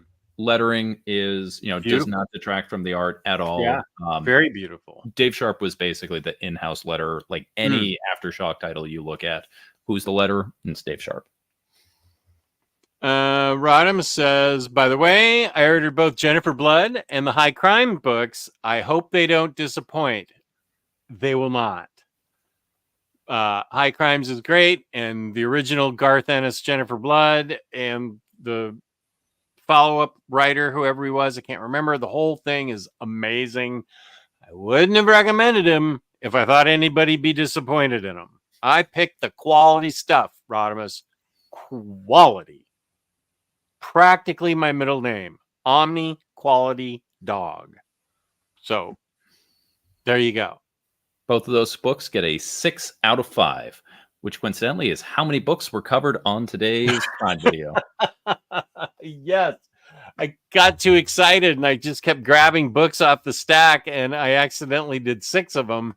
And then I made an intro, and then Jake from Brave and the Boys edited them together and uploaded it to my channel.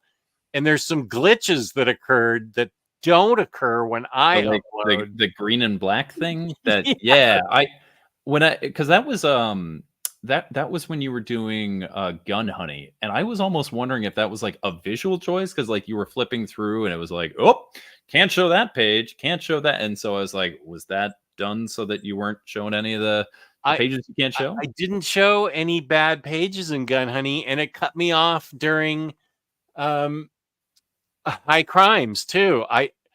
Jake says sometimes when he uploads, those glitches happen. So peace and love to Jake. I'm going to just upload my own stuff from now on, because those have never happened before. They cut out content, especially when I was talking about High Crimes and I guess Gun Honey, but nobody's complained about it yet. I mean, maybe they weren't choices. They were glitches that just happened. I don't know. I don't see why you don't just get Dom to do everything. Dom is, I think, at Comics YouTube's intern generally right now. The same way that James is super producer for all of Comics YouTube. I think Dom just does everything. Well, Jake is my intern, and he's done he did the thumbnail for tonight, which I thought was really good. He did a good thumbnail for tonight. I told him when he shared that with me, I was like, I think the crime we're going to be discussing is us exposing ourselves to the audience looking at those. We both look like a bunch of flashers in those trench coats. I got my girlfriend to watch X-Men 97, and we had to take a break after Remember It really upset her. A lot of that X-Men 97 got me emotional, which is a good sign of a good cartoon. I mean, I loved X-Men 97. Yeah. I'm glad, as much as it upset her, I'm glad she got emotional, because that means it was a good cartoon. Helen of Windhorn is incredible. Booster, big Tom King fan. He is. Yes, he is. Yeah, I mean, I would say the only criticism, and I don't think this is even a bad thing about it, but if you're someone who wants the series to just get started and you're like, I'm here for Bilquis showing cool fantasy scenes, it takes a little while to get that. Like it very much starts out as the story of an older proper young woman trying to rein in and teach a young hellion how to behave in proper society. And so it's a lot of them exploring this old house, and then a little bit of crazy fantasy elements. And you sort of get more and more as it goes on. But I could definitely see someone reading that first issue and being like, I don't know why I'm reading a Miss Manners column. Okay. Can you see their art in the book? Supergirl had so many text captions. Josh hates writers in general. He thinks that there shouldn't be text on any pages. And he's just like, I can't believe that a story was told there. Yes, yes, you can see plenty of art. You're fine. Jess, you're not old by Vulcan standards or even by human ones. Jewish dragons, thank you so much. What a nice compliment. Yes. I can do it better with this hand. I can't. There. You guys looking forward to Batman Year One Artist Edition next month? I'm tempted. Mazzucchelli's line work is a lot of different kind of noises on this one. It sounds like he's thinking out loud. I don't want to buy it, but if there was going to be an artist edition outside of the DWJ artist edition that I bought earlier this year, that I do buy, Year One would probably be it. So I hope not, but maybe. I try to stay away from artist editions. I'm saving up my coin for the Neil Adams artist edition that's coming out this year. That's the one I'm going to get. I can't afford to get in a rabbit hole of buying artist editions. If you love them, good. I'm glad they're out there for you. I cannot get involved. I just can't get involved. Buying artist editions also means I have less money to buy original art. And that's that's when I'm doing like my mental budget. It's like, if I buy this, which is cool because it has all the reprints at that current page, that means I can't buy original pieces. So that's going to kind of be where it comes down to. If there are any original pieces or art drops I know that are coming up, that'll kind of determine my art budget and whether I can allocate money towards that. I believe in Omni Quality Dog for 2024. I'll change that to my middle name. Terry Beatty was the artist of Mystery from Calypso magazine from 1981 to 1983. Not one of the greatest ever artists, but did a great work on this one title. That seems like a lead-in to me. Yeah, same. If it only cut to Kim Cattrall scatting. That sounds like a request that I can actually do. Just a sec. Oh, it's been too long since we've got some Kim Cattrall. Okay, here we go. I read poetry and sonnets, and he plays the upright bass.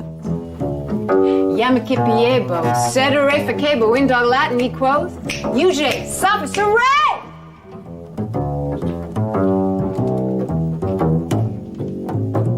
Well, he bit all the he-dogs and winked at all the she-dogs. The town never knew such a hullabaloo as that little dog raised till the end of that day.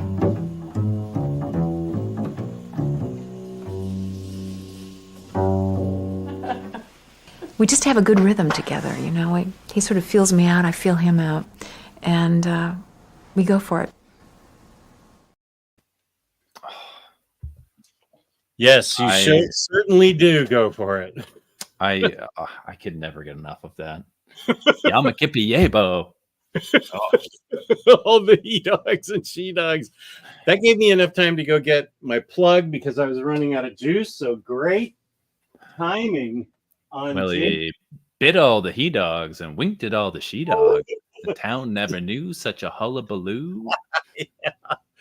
Oh my gosh, I wish I should play that again. I mean, I don't know why we bothered to do like read comments or talk about that when like literally we could have been doing 2 hours and 10 minutes of just continuously playing that on loop, and it would have been a better stream, honestly. She might make another appearance. I don't see why that can't happen. I mean, have you reached out to her people? Can we get a I am willing to cede my spot on Crime Corner if it means we get Kim Cattrall for it. Oh my god. Would that be amazing? Oh my god. Terry Beatty, yep, Kim Cattrall. Oh, here's Johnny from Finland. Adorable, quality, omnidirectional dog. Works for ! Johnny, good buddy of mine from Finland. Colorists and letters are the unsung heroes of comics, but on my show, I am constantly calling them out because it took me a long time to really understand how important they were, but I understand now, and I love to give constant shout outs to colorists and letterers. I would say that these days, I think colorists are certainly getting their dues. I think when people are talking about the art direction, there's a lot of focus that go in colors, but I still think letterers are absolutely the unsung heroes, and mostly just because of the nature of their work. If a letterer is doing a really good job, it means you probably don't notice what they're doing because that's kind of the direction, and you just say, look at this great art. And it's only when a letterer is doing like pretty bad that it kind of like takes you out. You're like, I'm not like doing this, or like I'm having tough time following. And obviously they do a lot of, kind of the layout stuff and the direction there. But I mean, by their very nature, like they're supposed to be the unsung heroes. But that being said, love to sing out those heroes anyway. And if Tyler was here in the chat with us, I would absolutely tip my cap once again. Tyler Smith, friend of the show. I only remember it as far back. I know you're not a big X-Men fan, but I'm a big X-Men modern fan, and I noticed the lettering starting with Bendis's X-Men all the way through Krakoa. There was a certain kind of lettering they used, and it was beautiful. It was so sleek and so specific to the X-Men. I loved that lettering. I don't know that the same letterer, because the style's in every single book. So I don't think it's possible that it was one letterer. I think it just got to be, I think it got to be considered the X-Men lettering style. But boy, I love that lettering in X-Men. It is a highlight for me. I mean, as long as we're talking about this, I think before we get into Mystery, now might be a good time to just like shout out some of our favorite letterers that are going on right now. Well, let me pull some of those Krakoa books and I'll tell you. Good. So while you're doing that, I want to give an absolute shout out here to Aditya Bidikar.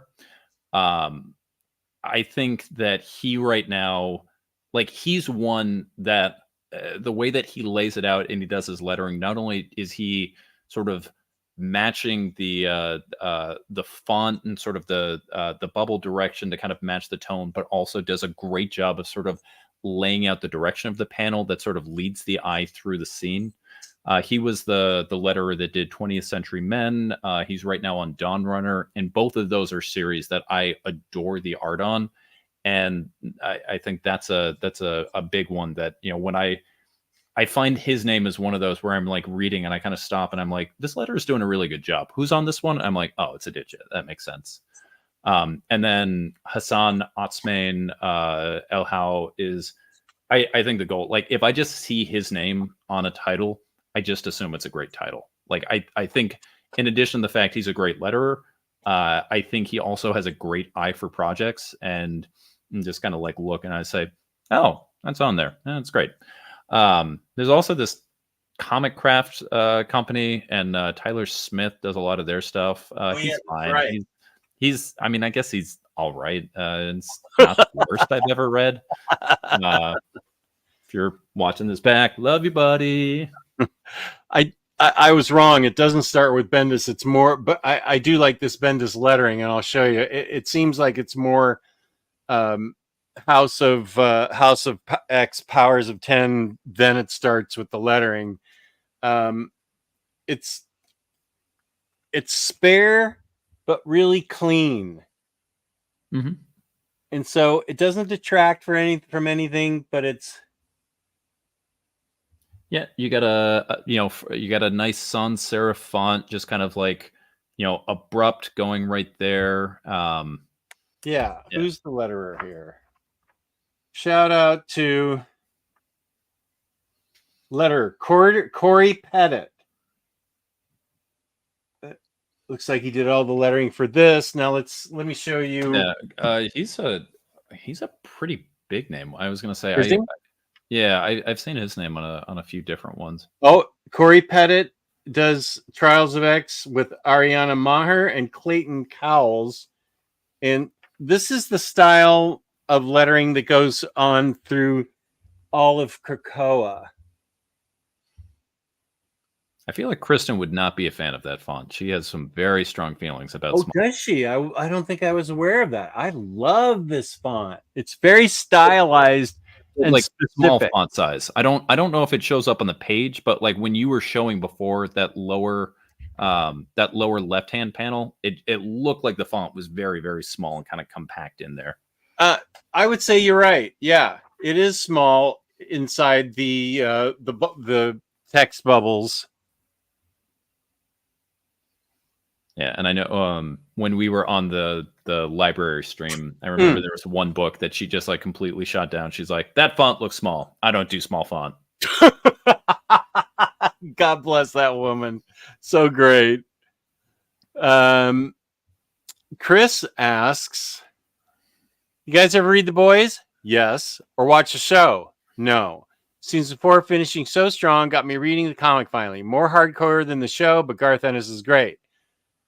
I loved The Boys. I haven't started watching the show. I know Booster read the first volume and said, this is disgusting and not for me, which is fair. It's vile. It's violent. It's got assault of a not good nature. If assault's in a bad... assault's always bad, but I mean, there's sex crimes going on in this book. Sexual assault. I'm sorry. I hope I don't get demonetized for saying that. That's in this book. But it sets up how awful those people are and why the boys have to go after them to stop them. I mean, Garth Ennis makes them as vile as possible. And Booster's never going to get to the scene, which is one of the wildest scenes I've ever seen in a comic. It happens later on in the book, and it involves some of these young heroes that are getting trained that have absolutely no filter and no control over them whatsoever. And Booster, if you were upset by volume 1, do not read forward. It is vile. I mean, there's a lot of vile stuff. What's to say about me that I loved it? I'm a psychopath. I'm not a sociopath. I could be a psychopath. I'm definitely damaged that I loved it. I did love The Boys just because I had never read anything like it. And I thought it had a fabulous ending that could only be that ending. I'd love to see the show. I know I'd love to see the show because I heard that it really did the comic really well. I heard enough about the comic and specifically the sexual assault, and I was just like, you know what? I don't think this one is for me, and so I've never tried it, and I'm very fine with that. That decision. And I totally get it. It's not for everyone. There are plenty of books out there that appeal to everyone, and there are some books out there that don't appeal to everyone. This is one of them. I don't I don't know that I would recommend this book to my general audience. I mean, I would not recommend this book to my general audience. It is really got some disgusting, disturbing parts in it. I feel that they're I don't want to say, I feel they push the story along to where you see just how out of control those people are and why the boys need to be doing the job they do. Those people are absolutely out of control with no kind of authority watching over them to make sure they don't do that. It is a critique of what would happen. It's a different take than the plutonium and irredeemable. These are superpowered humans that absolutely are amoral. Most of them. And the way they take advantage of it is absolutely disturbing. So I wouldn't recommend it to anybody. And Bunk, you are 100% right. It's not for you. I know it's not right for some of the people. I know it's not right for any of the people in the OPB chat that I participate in. I think it's probably just Omar and me that have read it and enjoyed it. And that tells you exactly how bad it is, that Omar and I are the ones that enjoyed it. We're the most twisted people out there. So, yeah. Now I kind of want to see you invite the minister back and be like, hey, I missed you. I really want to review a comic with you. I know how you love your Garth Ennis war comics. Let's read a Garth Ennis book together. And I just want to see the resulting 2 hours. I think I've already warned him that he should never read it. I'm pretty sure I warned him. He will be back, though, once I finish the Batman animated series. He will come back and we will talk about it. But yeah, it's that there's so many books that I said, you can't read. This is not for you. And some people have said that to me about books I shouldn't read. Like I was warned not to read Stray Dogs. I was warned not to read what's that dark web book that got put out? Red Room. Oh, I was warned not to read that, and I said, okay, that's great. I won't read it. I forget who wrote Red Room. Ed Pisker. Okay. I think there's enough going on with Red Room that I don't know. I think Red Room is. Go ahead. Well, somebody that knows me very well told me that I was forbidden from that.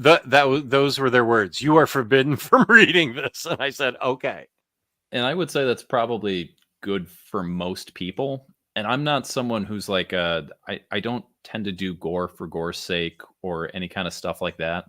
I don't even remember why I picked it up, but there was enough happening around that as sort of like a concept and almost like a crime book of like how the crime is happening that I was like, I'm interested.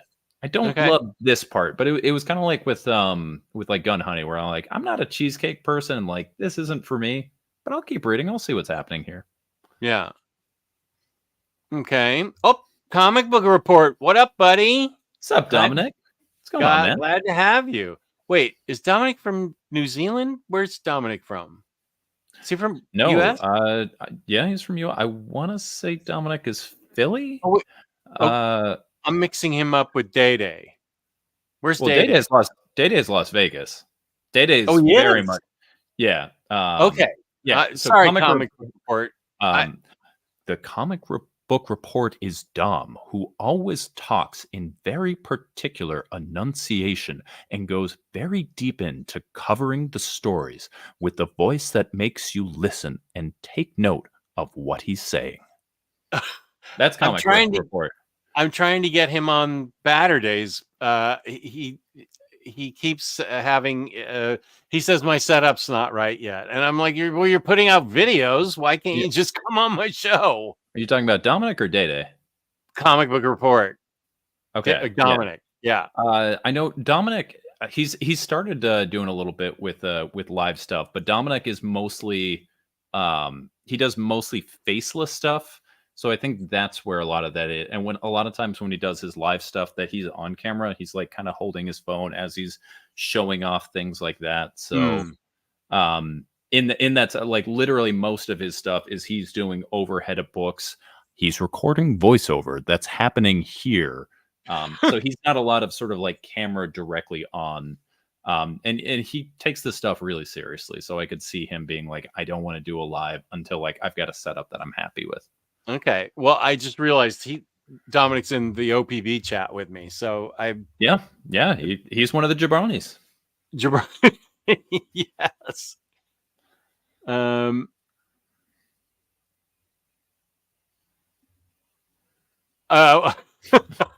This was Kim Cattrall scatting. That seems like something straight out of a Christopher Guest movie. Yeah, no, I had to leave to get my my plug for my computer because the microphone was draining it out of juice. I have always been so focused on the he dogs and she dogs that I just noticed how awful the guy is with playing the upright bass. That's her husband. Yeah, they just fit each other. Yeah, and they go for it. Freddie said your favorite X-Men are All New Wolverine. Oh, Honey Badger would have been the one. No, but Honey Badger, no. And I was going to say you didn't have Captain Britain on there, and you specifically said you didn't have Storm on there. Yeah, no, that's not quite right. I do love Honey Badger, but she's kind of a junior X-Men in the Krakoa era. Psylocke, Quanon, yeah, Rogue Magic. Honey Badger isn't even necessarily like an X-Men. Like she is. Yeah. She's an X-23, or she's a all new Wolverine character without necessarily being an X-Men herself. Right. This is going to drive me crazy. I have to find out who that seventh one was. I'm looking at the list and I'm all afroth with angst that I can't find it. People who don't know about our text are going to be going like, why does this guy keep saying the word froth? It's a very particular word choice that most people don't use, and he's using it a lot. We are using it a lot. Sorry, but will Bunny Mask hardcover still come out? Yes, it's Aftershock. I think I know the answer. Oh, that's right. Kristen has really talked up Bunny Mask, and I don't. Wow. I went on Aftershock's website the other day, kind of just to make myself sad after reading that, and I looked at the news section. The whole website is still there. They're still paying for the domain. They're still paying for everything. But as far as the most recent news on the news, and like the last update was 2022. There has been nothing new that they're doing there. So I should get the trades then of Bunny Mask. Yeah, that's one. When they filed Chapter 11 bankruptcy protection, so that's like restructuring. So that's not like we're shut down. So everyone was kind of like, they're not out of business. But no one has seen or heard anything from them for like 2 years at this point. Okay, let me see about Bunny Mask. Oh, whoop. Yep, go there. And let's see Bunny Mask. What comes up? Bunny Mask. Bunny Mask 1 and 2. Does that make sense that there are only 2 of them? I believe that's all that came out, yeah. They really didn't have many series that went beyond that. I mean, basically, it was like Animosity. I mean, they were like really more that they were like a mini series producer where, it was basically Baby Teeth was their ongoing. Oh yeah. and Animosity, and I can't think of anything that was really, Garth sent us A Walk Through Hell was like 10 issues, but that was easy to split between 2 trades. Same with Dark Arc. That was just 2 small hardcovers, or even 1 hardcover. But even that, like, they split because there was like Dark Arc and then Dark Arc After the Flood, at which so I think Dark Arc was like 1 through 10, and then they did a separate miniseries, which I don't know if that was like an editorial mandate that they didn't want to have ongoing titles, that they wanted to like keep things like within and just like, but yeah, I mean, like their big thing was like they would do 5-issue minis of like very varied thing, because again, they were an IP farm, but that also led to some really interesting stories that way. Oh, I really liked Animosity. That there were like 3 or 4 hardcovers of varying height that were really goofy to file, Yeah, and then they came out like with an actual omnibus for it. Yeah, of course, it didn't include the after series, Evolution, I think it was called. So, oh yeah, that was a little bit of a bummer, but still cool. So Smothery, I think you'll have to be like me if you haven't gotten the trades. I think we're stuck getting the trades. I personally, I think if I get the trades, that kind of guarantees a hardcover 2 years from now. But I want to read this book. Kristen really talked it up. Listen, if you can guarantee me that, I will buy you those trades. If that means that we get Aftershock back, like that they're like back to it and they hit the printing lines, like we get any kind of life afterwards. I'm about that. Okay, so when are you buying me the books? I need that guarantee, and I need proof of that first. Let's see. I discovered, Johnny, earlier today the first X-Men film, a made-for-TV thing entitled Generation X. Has anyone here seen it? How long ago was it made, Johnny? Do you know? I feel like I heard of it, but I happen to be in the minority. I like the New Mutants movie. I don't know why it had such trouble getting released. I enjoyed it. That was my first experience with Anya Taylor-Joy. I really enjoyed that movie. Was the actress who played Sansa in that, or was she just Phoenix stuff?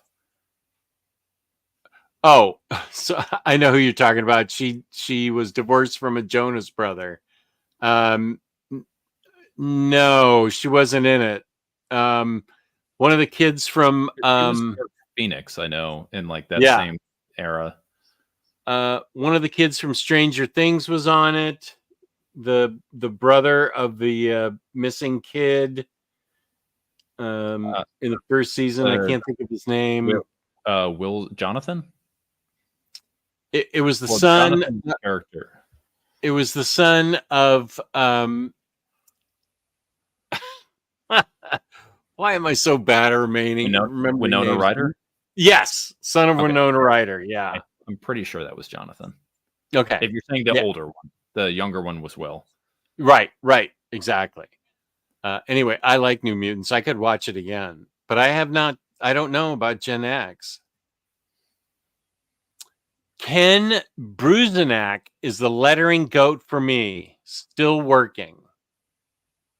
Okay.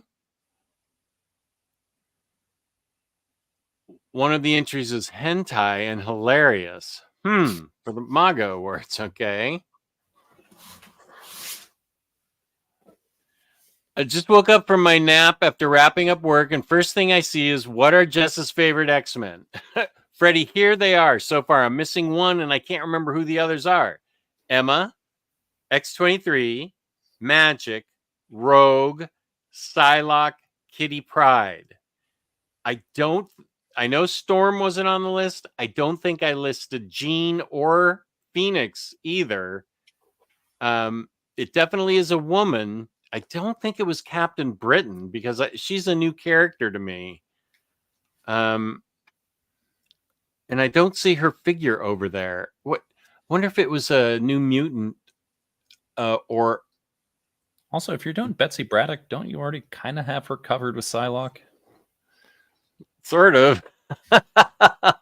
I guess so. I never knew how that worked, but yeah. Yeah, neither does Marvel. I'm all afroth with confusion on this one. I just don't. By the way, while we're calling out letters, I do have to give a shout out to James Stokoe, who hand letters his. Oh, come on. Look Come at that on. original art page. Wow. I mean, you could have. My camera. There we go. Look at that. This is all hand lettered. What is that from? This is Orphan and the Five Beasts, which was a series from Dark Horse. It's the initial. Wow, I'm so washed out. Come on. Yeah, your light got bright. There we go. There you. Okay. Kind of, maybe. Kinda, yeah. How'd Maybe that so. happen? Because Because of it's doing color correction. Oh, there we go. I think you're better now. Yeah, now you're better. Yeah, so Orphan and the Five Beasts was an amazing self-done series that James Stokoe did. That was like a kung fu revenge tale. The first 4 issues came out, which was Orphan going after 2 of the beasts. So there's still more, and it took a while to do it. But James Stokoe is one of the most fantastically like everything designed by him creators that's out there right now. So great series, highly suggest. Hope we get more. Tyler Smith did the letters for Justice League versus Godzilla versus Kong. That's a book I'm getting from OPB to do an overview for, so I will make sure I talk about Tyler Smith. Tyler Smith also did the lettering for the High Republic Adventures from Star Wars, and he got to do lettering on the actual cover of a Star Wars comic. And I picked up both covers of that first one that he got to do. How is High Republic? Have you been following it? Not at all. Not at all. I basically just bought him to support him doing his first Star Wars project. I think it's gotten a couple omnis. People love the setting. So I should probably get them because I have liked all the Star Wars from Marvel that I've read. Oh no, you liked it? I finished The Boys. You said it was vile and disgusting. Okay. I thought you hated it. Oh, whoa. The man himself is in here. What up, Tyler? What's Friend happened? of the show. Where you been, man? Good to see you. We've been talking nice things about you. Don't tell him that. We've been saying you need to work harder and do better. Get good. Freddie says, for the X-Men font, it's a good font, but small. I feel Krakoa has shrunk from Bendis era. That's fair. I dig it. I definitely dig it. I'm a bit scared to read The Boys. I picked up all the Omnis, though. Well, I prepared you. I told you everything that's going on in it. And apparently, Booster's just as twisted as I am. I thought he was disgusted by it. So was I, but I loved it. So, there we go. Uh-oh. CNSS going all next to Maginot on us. My fave colorist and letterer are both from Vertigo. Patricia Mulvihill made Eduardo Risso's pencils completely pop in 100 Bullets and reinvigorated that series after taking over for Grant Golish.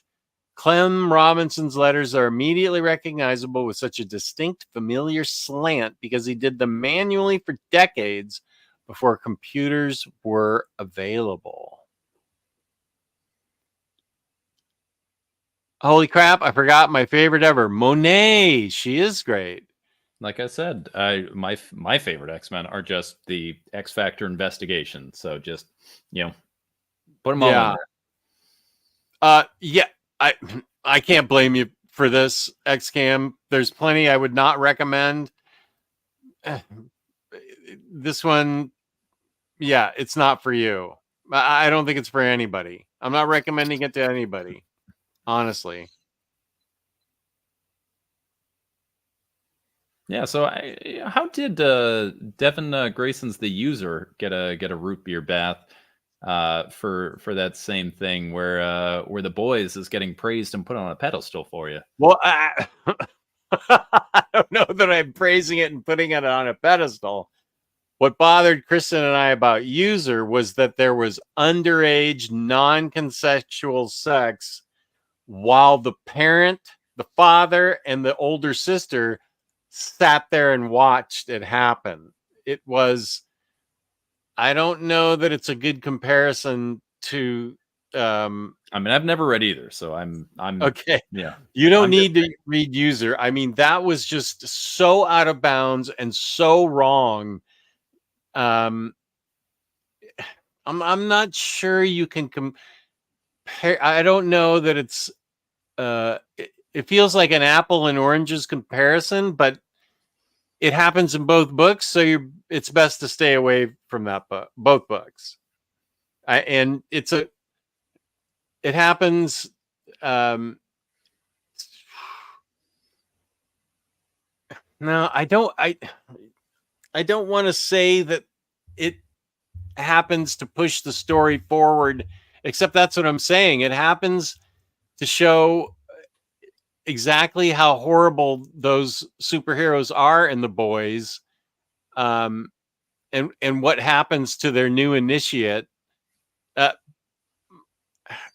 But the other, and it pushes the story along. But it sounds like I'm apologizing for it, and I don't want it to be like that. Whereas User, that had nothing to do with the story. It was supposed to be a story about the young girl, and it's a story about the older sister. And it was just out of left field how in the morning this coat and tie guy would bring donuts for the family and then just walk into this little girl's bedroom and have non-consensual sex with his like 14-year-old. It I don't know. I don't have an answer for you there.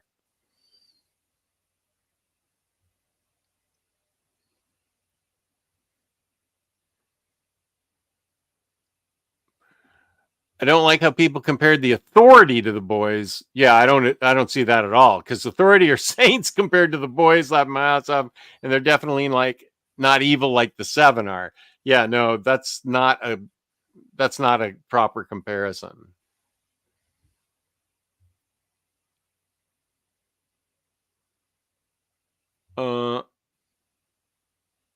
If you like Boys, I can definitely see a world where you don't mind Red Room, where I've been warned away for it, so I'm not one. It's not for me, according to people who know me well. Yeah, and I wouldn't say it's like the kind of thing that I'm like, oh, I really think you should check it out. Like it's it's not anything anyone needs to read. Johnny, it's 4 a.m. there in Finland, so still not quite awake. Hope you get some sleep soon, though.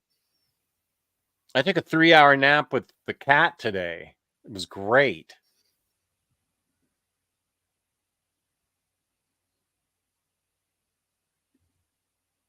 On the first trade and read some Red Room. My only issue, it's a lot of shock. I need to try volume 2 and 3, but it is gross. So the only thing about Red Room is like again, to use your point, like the gore is part of the plot. I don't mind the gore. I had heard that there's other stuff that goes on in there. Again, it's part, like all of that is, to your point, it's like it's the plot, it's the setting of the book. Yeah. Tyler, feeling the love. Good. Between the two, which run of mine do y'all think is better, Jeff Johns or John Burns? Oh, it's easy. It's Kurt Busiek. Yeah, I'm not gonna argue with that. Jeff Johns, and I will say Birthright by Mark Waid. But that's just a single book. Busiek is my single favorite Superman writer. I think no one, when people talk about like, oh, Superman's boring, all of that, it's, I don't think anyone gets sort of the dichotomy of the character between the man and the Superman, and sort of what that means for him as an individual, and kind of the the shared responsibilities both to his home family life and to the world that Busick does. And I think he does really interesting things with that.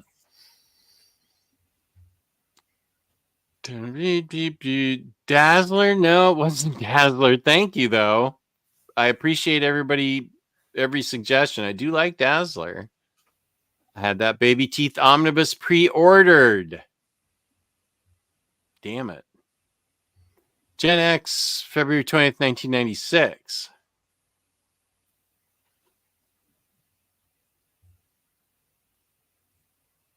Oh, yeah. Maisie Williams was in New Mutants. Okay.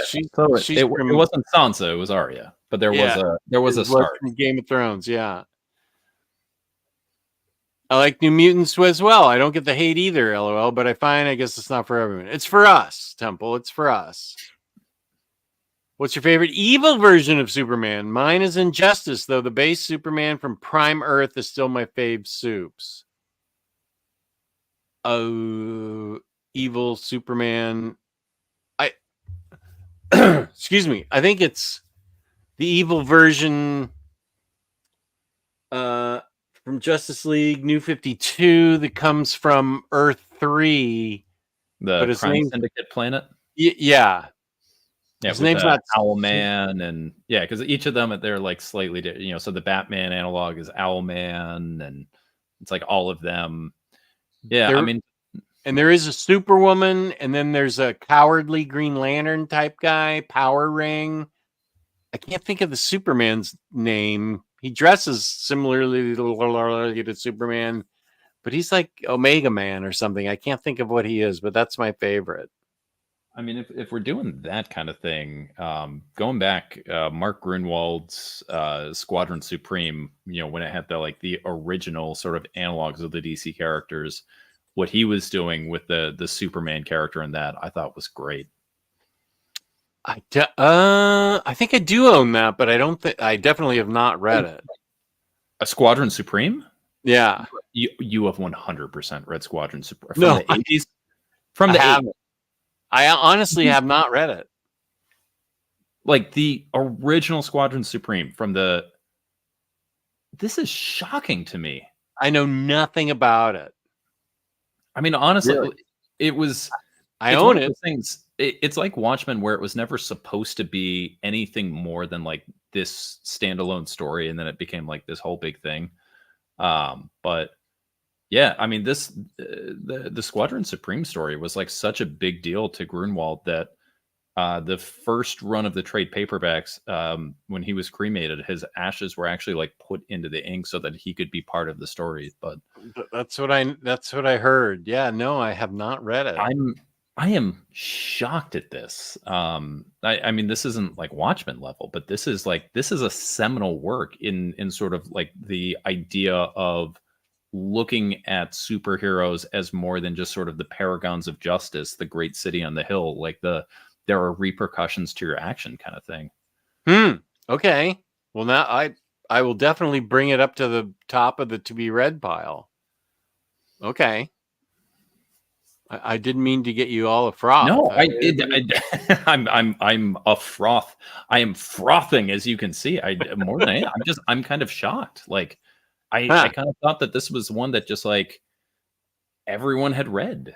Like if you've read Watchmen, you've read Squadron Supreme. Like it just like I kind of just assumed.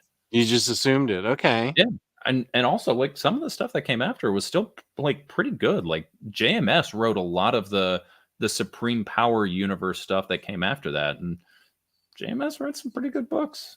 Okay. The only character that matters in New Mutants is Magic. You are correct. Anya Taylor-Joy is perfect casting for her. It wasn't Rachel Summers in the Phoenix outfit. I do love Rachel Summers, and I do love Phoenix. I'm struggling to think who I had it down, and it's gonna. I mean, I looked at my action figures, and you'd think they would be there. The person that I really care about, and it's not the Goblin Queen. She's more evil than, you know, than I would care for. Did you I put said- just Harley Quinn down just because you love her so much? You're counting her as an X-Men. Yeah, I think that's what I'm gonna have to do. I have a copy of the first BunkMasta trade if you want it, Jess. It was pretty good, but I only bought it because I was considering buying a Tony Harris cover. Wow. If you're sending me BunkMasta, can you throw in those Starflyer 59, 69, whatever it was, Starflyer CDs that you were thinking of sending me? This is some shoegaze music that Juice Dragons has. With some of those titles you were throwing out there, I thought that was going to have to be going in the secret stash behind the books that you carefully hide. And Starflyer 59 is just a shoegaze band, but they're hard to. It's hard to find. It's hard to find their physical media right now. So I'm starting to fade a little bit. So I think, especially because I got to work in the morning, might be a good time to jump on over and start talking about Miss Tree. Ms. Tree. I read it on Hoopla. Dennis Cowan cover. She is one mean mother. Let's see if I can set it up properly. She is a private detective that is a bit of a statuesque. She's 5'10", 140 pounds. I had problems with that, by the way. When you found out, like, with the way that she was like depicted and everything like that, when she was just like 5'10", 140, I'm like, that's. I felt like she was 6'2", 170 of solid muscle. Yeah, like the 140 especially, it just like that seems very much like, yeah, like the way that she's portrayed, like, I don't think so. And she's this is the very first issue that is in One Mean Mother, and somebody is breaking into her house to try and kill her. She, of course, is ready with a gun. We can say she takes no crap from anyone. She kills so many people in these books. She has no hesitation to kill the bad guys. She is an incredibly good private investigator that goes around solving crimes. She has a couple of people that work for her. She had her husband was on the police force and was murdered by the Muerta family, who were the local mob in her area, which I think is Chicago. The people that worked for her, one was an ex-cop buddy of her husband. Roger, the other one. Sorry? Roger, the bookish one who was balding, had the glasses, he's older. And then there's Dan, who has a hook hand and a glass eye, and he got that way because of a fire that the Muerta family set to try to kill him.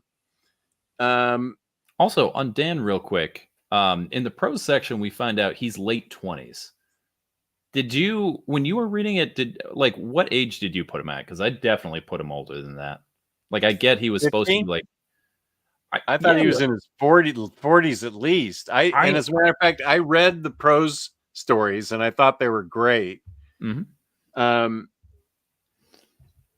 But she confronts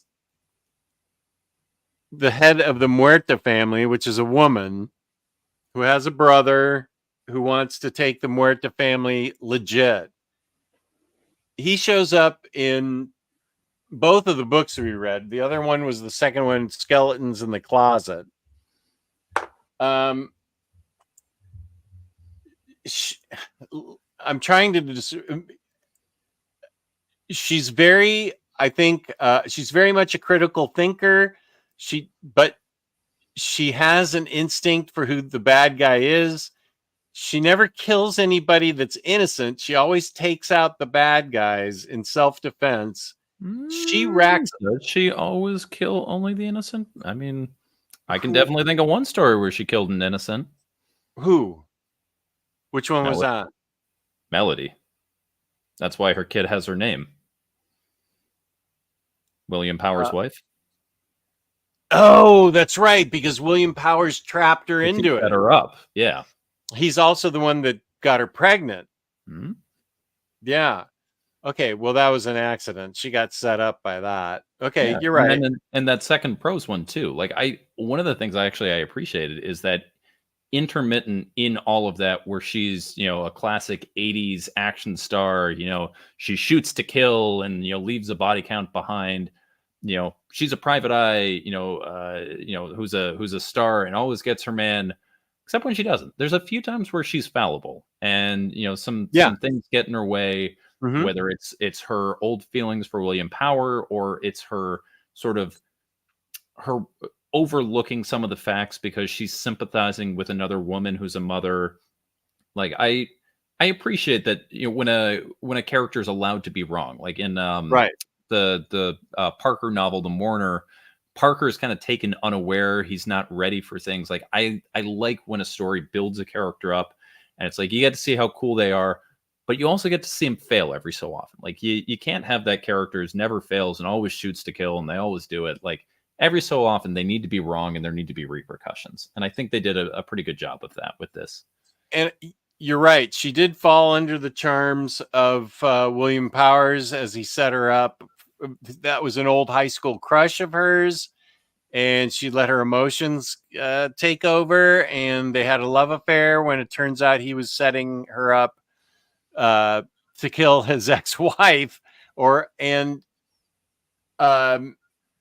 She let her guard down. That guy ended up genuinely falling in love with her. I mean, he said he did, but I mean, did we really You don't believe it, huh? Yeah, I mean, I don't buy it.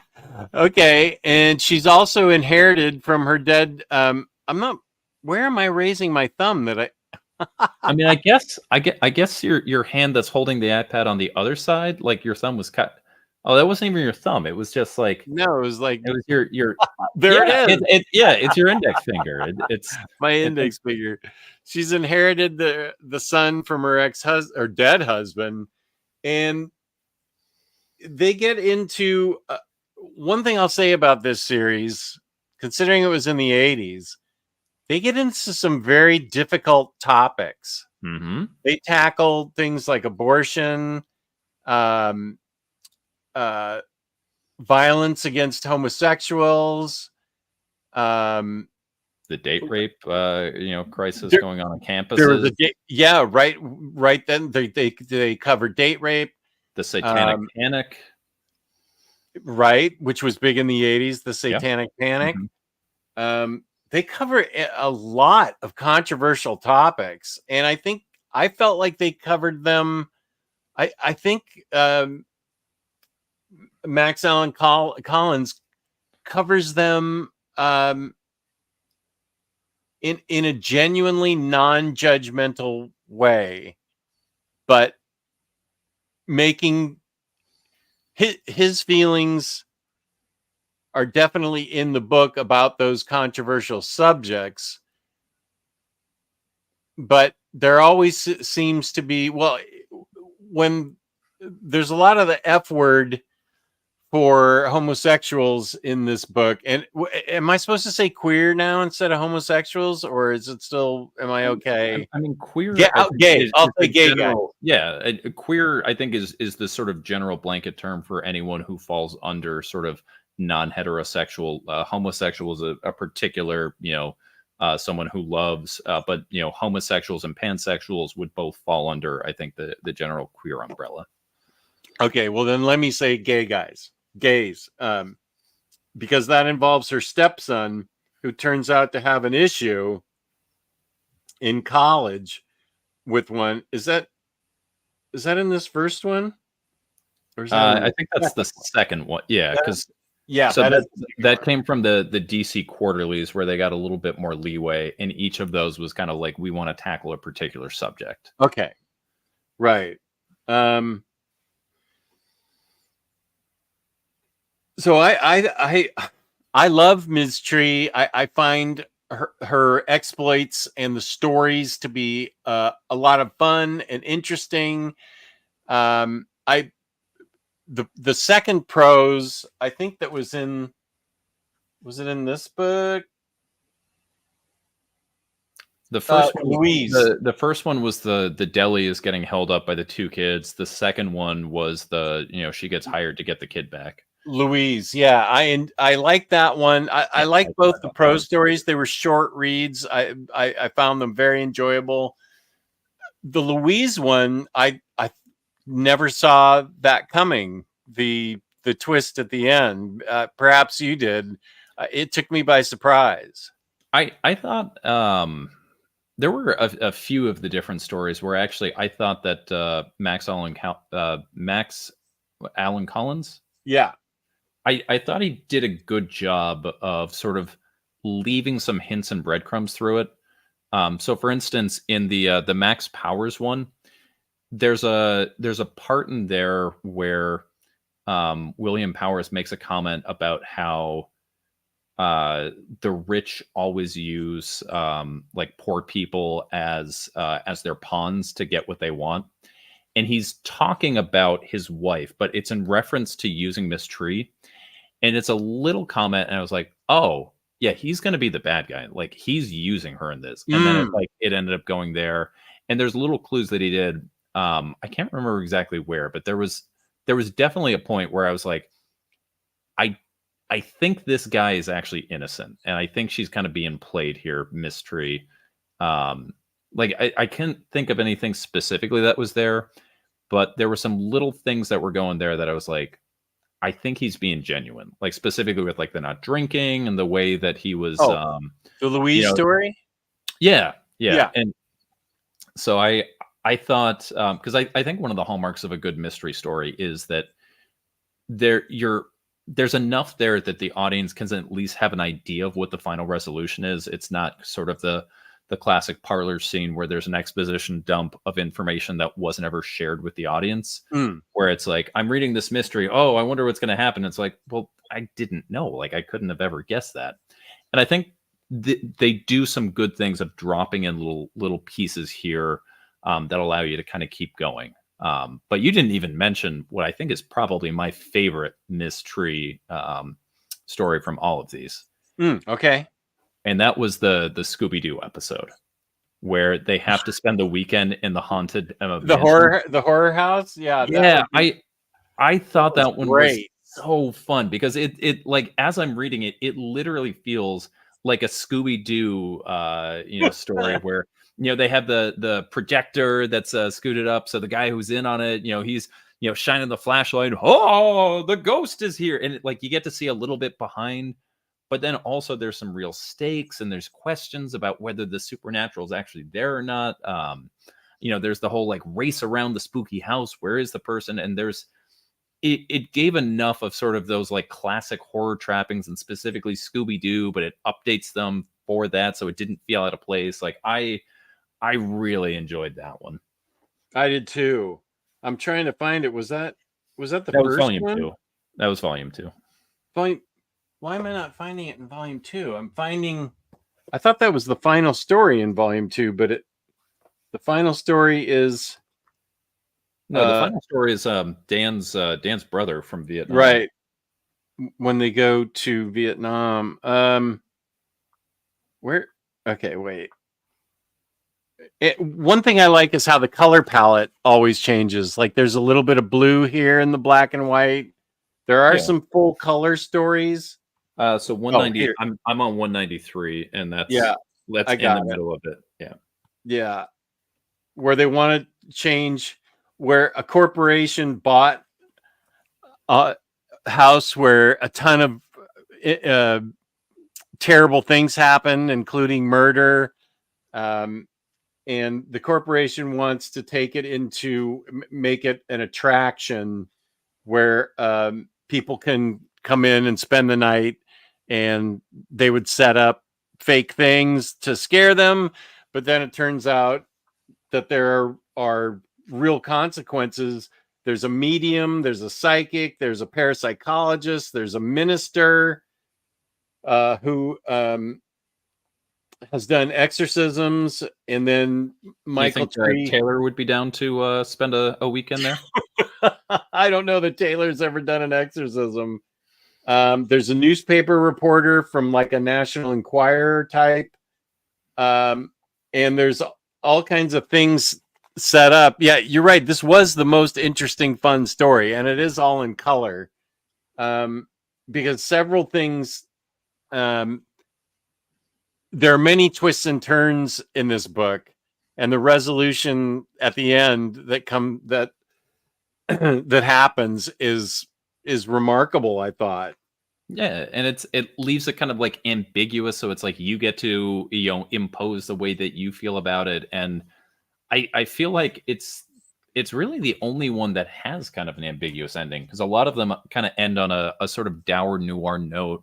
And usually like you get a little bit of hope after kind of some heartbreak there, but that's the only one where it's like we don't know exactly what happened, because everything else, she solved the crime, she's murdered somebody, and you have to deal with the repercussions. And that one, it's like, what just happened here? We don't really know. Yeah, and the homophobia and date rape happen in a single story. Many lessons. Well, those are two different ones. Two different ones? Yeah, so there's the homophobia one, which is the Blade, and then after that, there's the one about Mike goes to the party, and right. Yeah. And okay, you're correct. Yeah, and the issues that they tackle, I mean, they're pretty sensitive subjects. They are very controversial, but I feel like they're handled in a way that shows just how wrong that those things are, and that the stepson gets a lesson learned, but I'm not nothing. I don't think anything good happens to the date rapist. Yeah, that one I get where he's got looking at it in the lens of 2024. Date rape is that one I don't think comes out now, but I think the homophobia one, I think that one was like interesting at the time, or not just at the time, but now, partly for the way that it was handled. Like Collins very clearly is you know, no, not a homophobe himself. You know, he is a supporter of the gay cause, and you get kind of that at the end, you know, Mike gets to know that. But I think it was kind of a bold choice to make one of the main characters, you know, the homophobic character who's there. It's not on the ancillary, it's her stepson. And right, you know, you get to find out kind of why that is. But another thing that I thought was interesting too is the fact that in a story that's, you know, presenting, you know, sort of, you know, the gay men in the story aren't all sympathetic. I think that's interesting, because, you know, this is a story where it's coming out at a time that, you know, there is national sentiment, there is a lot of hatred, and there still is, but, you know, certainly more than towards gay men. You know, we're looking at the, you know, the era when, you know, basically AIDS was seen by certain individuals in the U.S. government as a plague to eliminate gay men. Mm-hmm. And, you know, Collins is very clearly coming out and he's saying, I don't support that. You know, I want to show you why that's wrong. But we also say, like, hey, just because these characters are gay doesn't mean they're good people. Like, you can be gay and you can be a bad person the same way you can be gay and you can be a good person. You can be straight and be a good person, gay and get bad. It just, and I think that's ultimately where sort of, you know, acceptance kind of comes from, is that, you know, you don't put any kind of one particular person on a pedestal. It's just like, full acceptance means like these are people, and not just sort of like you can't just, you know, put them there. Right. Like there's a podcast I like a lot called Pretend Friends, which is a role playing one, and this guy's going through, and he was making up a villain, and one of the players in his game is a non-gendered person who uses they them pronouns, and he was trying to figure out like this new character, and he's playing around, and he was like, I kind of think of them as you know, as non-gendered. but I just don't think of non-gendered people as like the villain, so it's going to be a her. And like the person who uses they them pronouns is like, well, that's stupid. Like, yeah, absolutely. If you think of them like just because they're like they them doesn't make them a good person. Like, and it was coming from him. He was like, oh yeah, I guess so. Okay, cool. They're they them, and like that was kind of a whole thing, and like that being in place here, where it's like, listen, I'm going to tell you this lesson that I'm coming from, that that gay people should be accepted and everything, and we get this sort of turn and this revelation at the end that this character that's beloved and respected is actually gay. And it's like, but you're going to learn that not everyone is like that along the way. And I was like, that's cool that that you did that. Like, that's a bold swing when you're trying to incorporate that lesson. Yeah, that's well said. The prose stories are at the end of both of these books that we talked about. They're short stories, take 15 minutes tops to read. But in that 15 minutes, there's a lot of interesting stuff going on in both of the prose stories. And I don't believe, Lars, that the prose stories themselves were ever published with the DC quarterlies. I believe those were taken from other things, because I want to say the Louise story has a publishing date of 1994.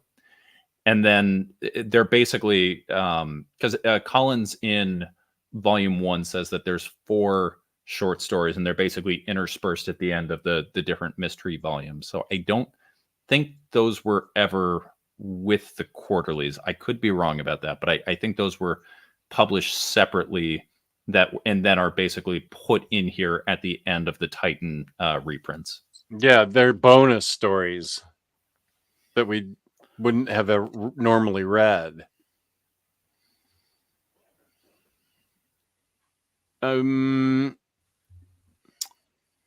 No, not yet.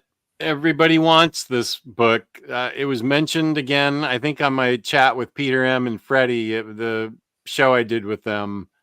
Yeah, this X-Force Omnibus definitely does need to happen.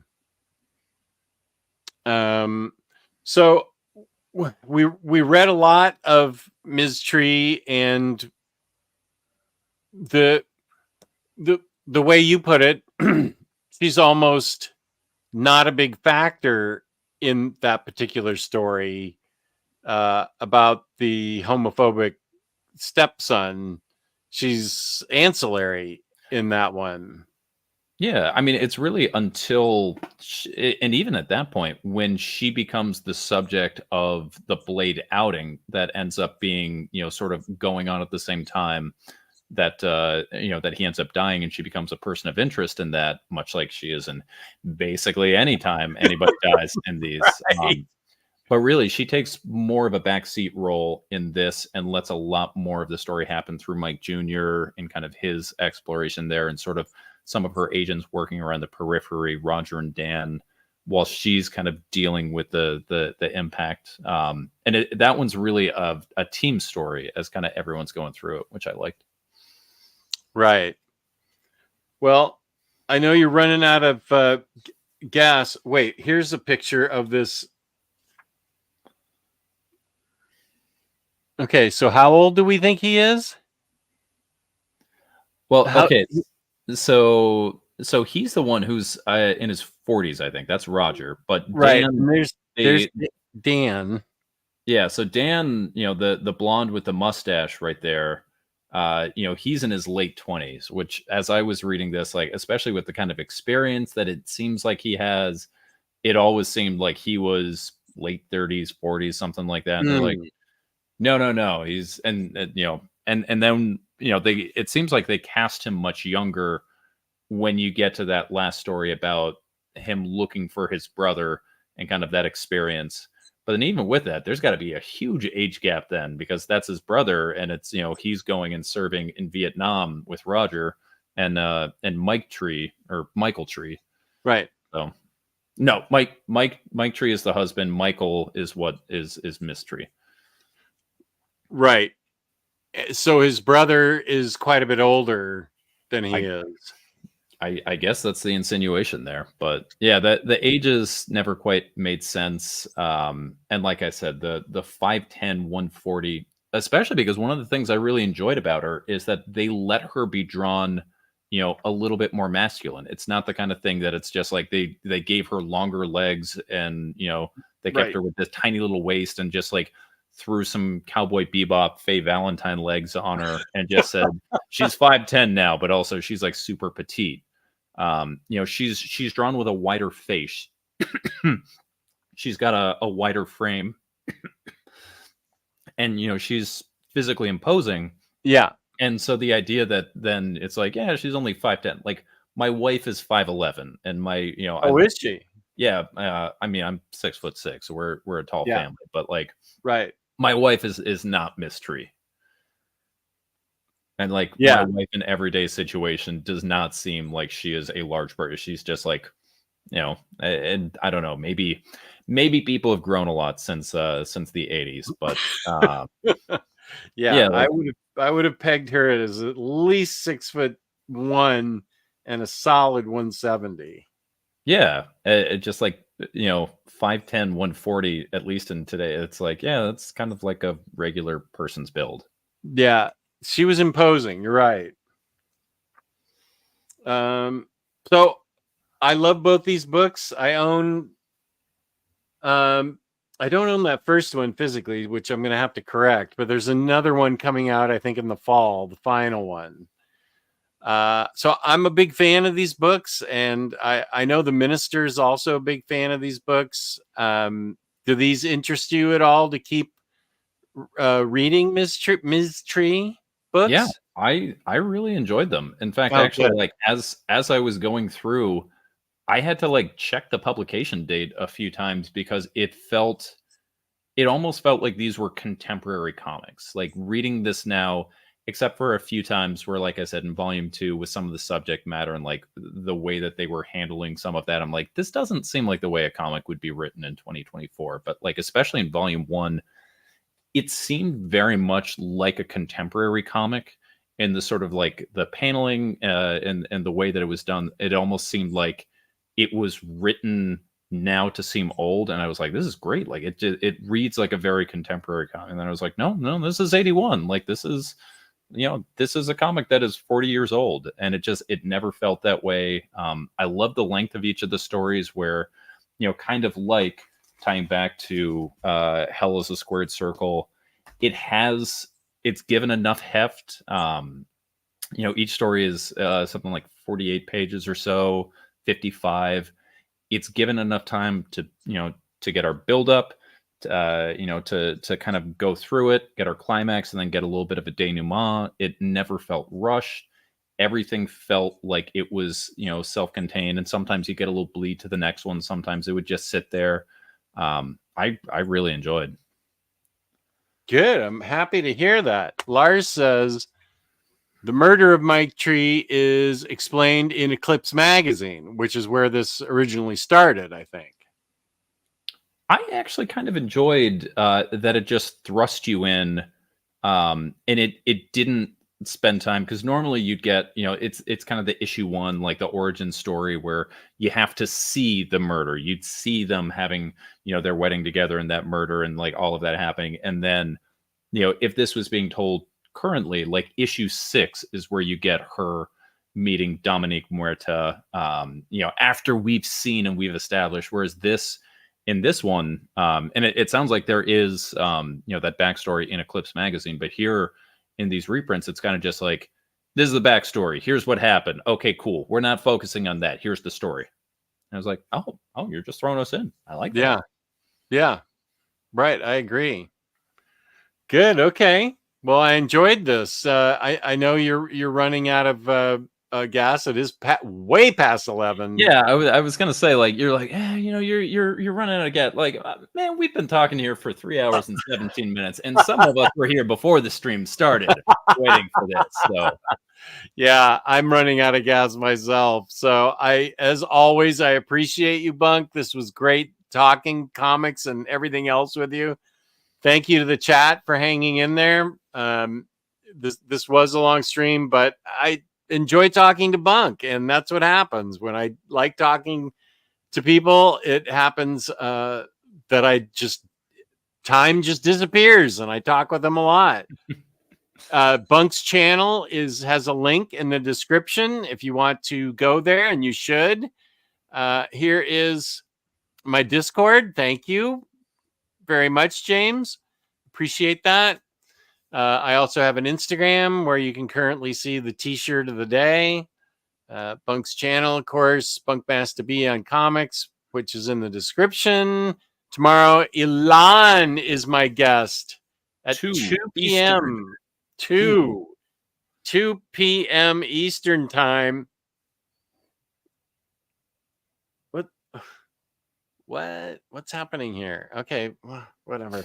2 p.m. Eastern time, and I talked to him today, and he is hilarious, and I'm very happy to have him as a guest. Comic Art Channel.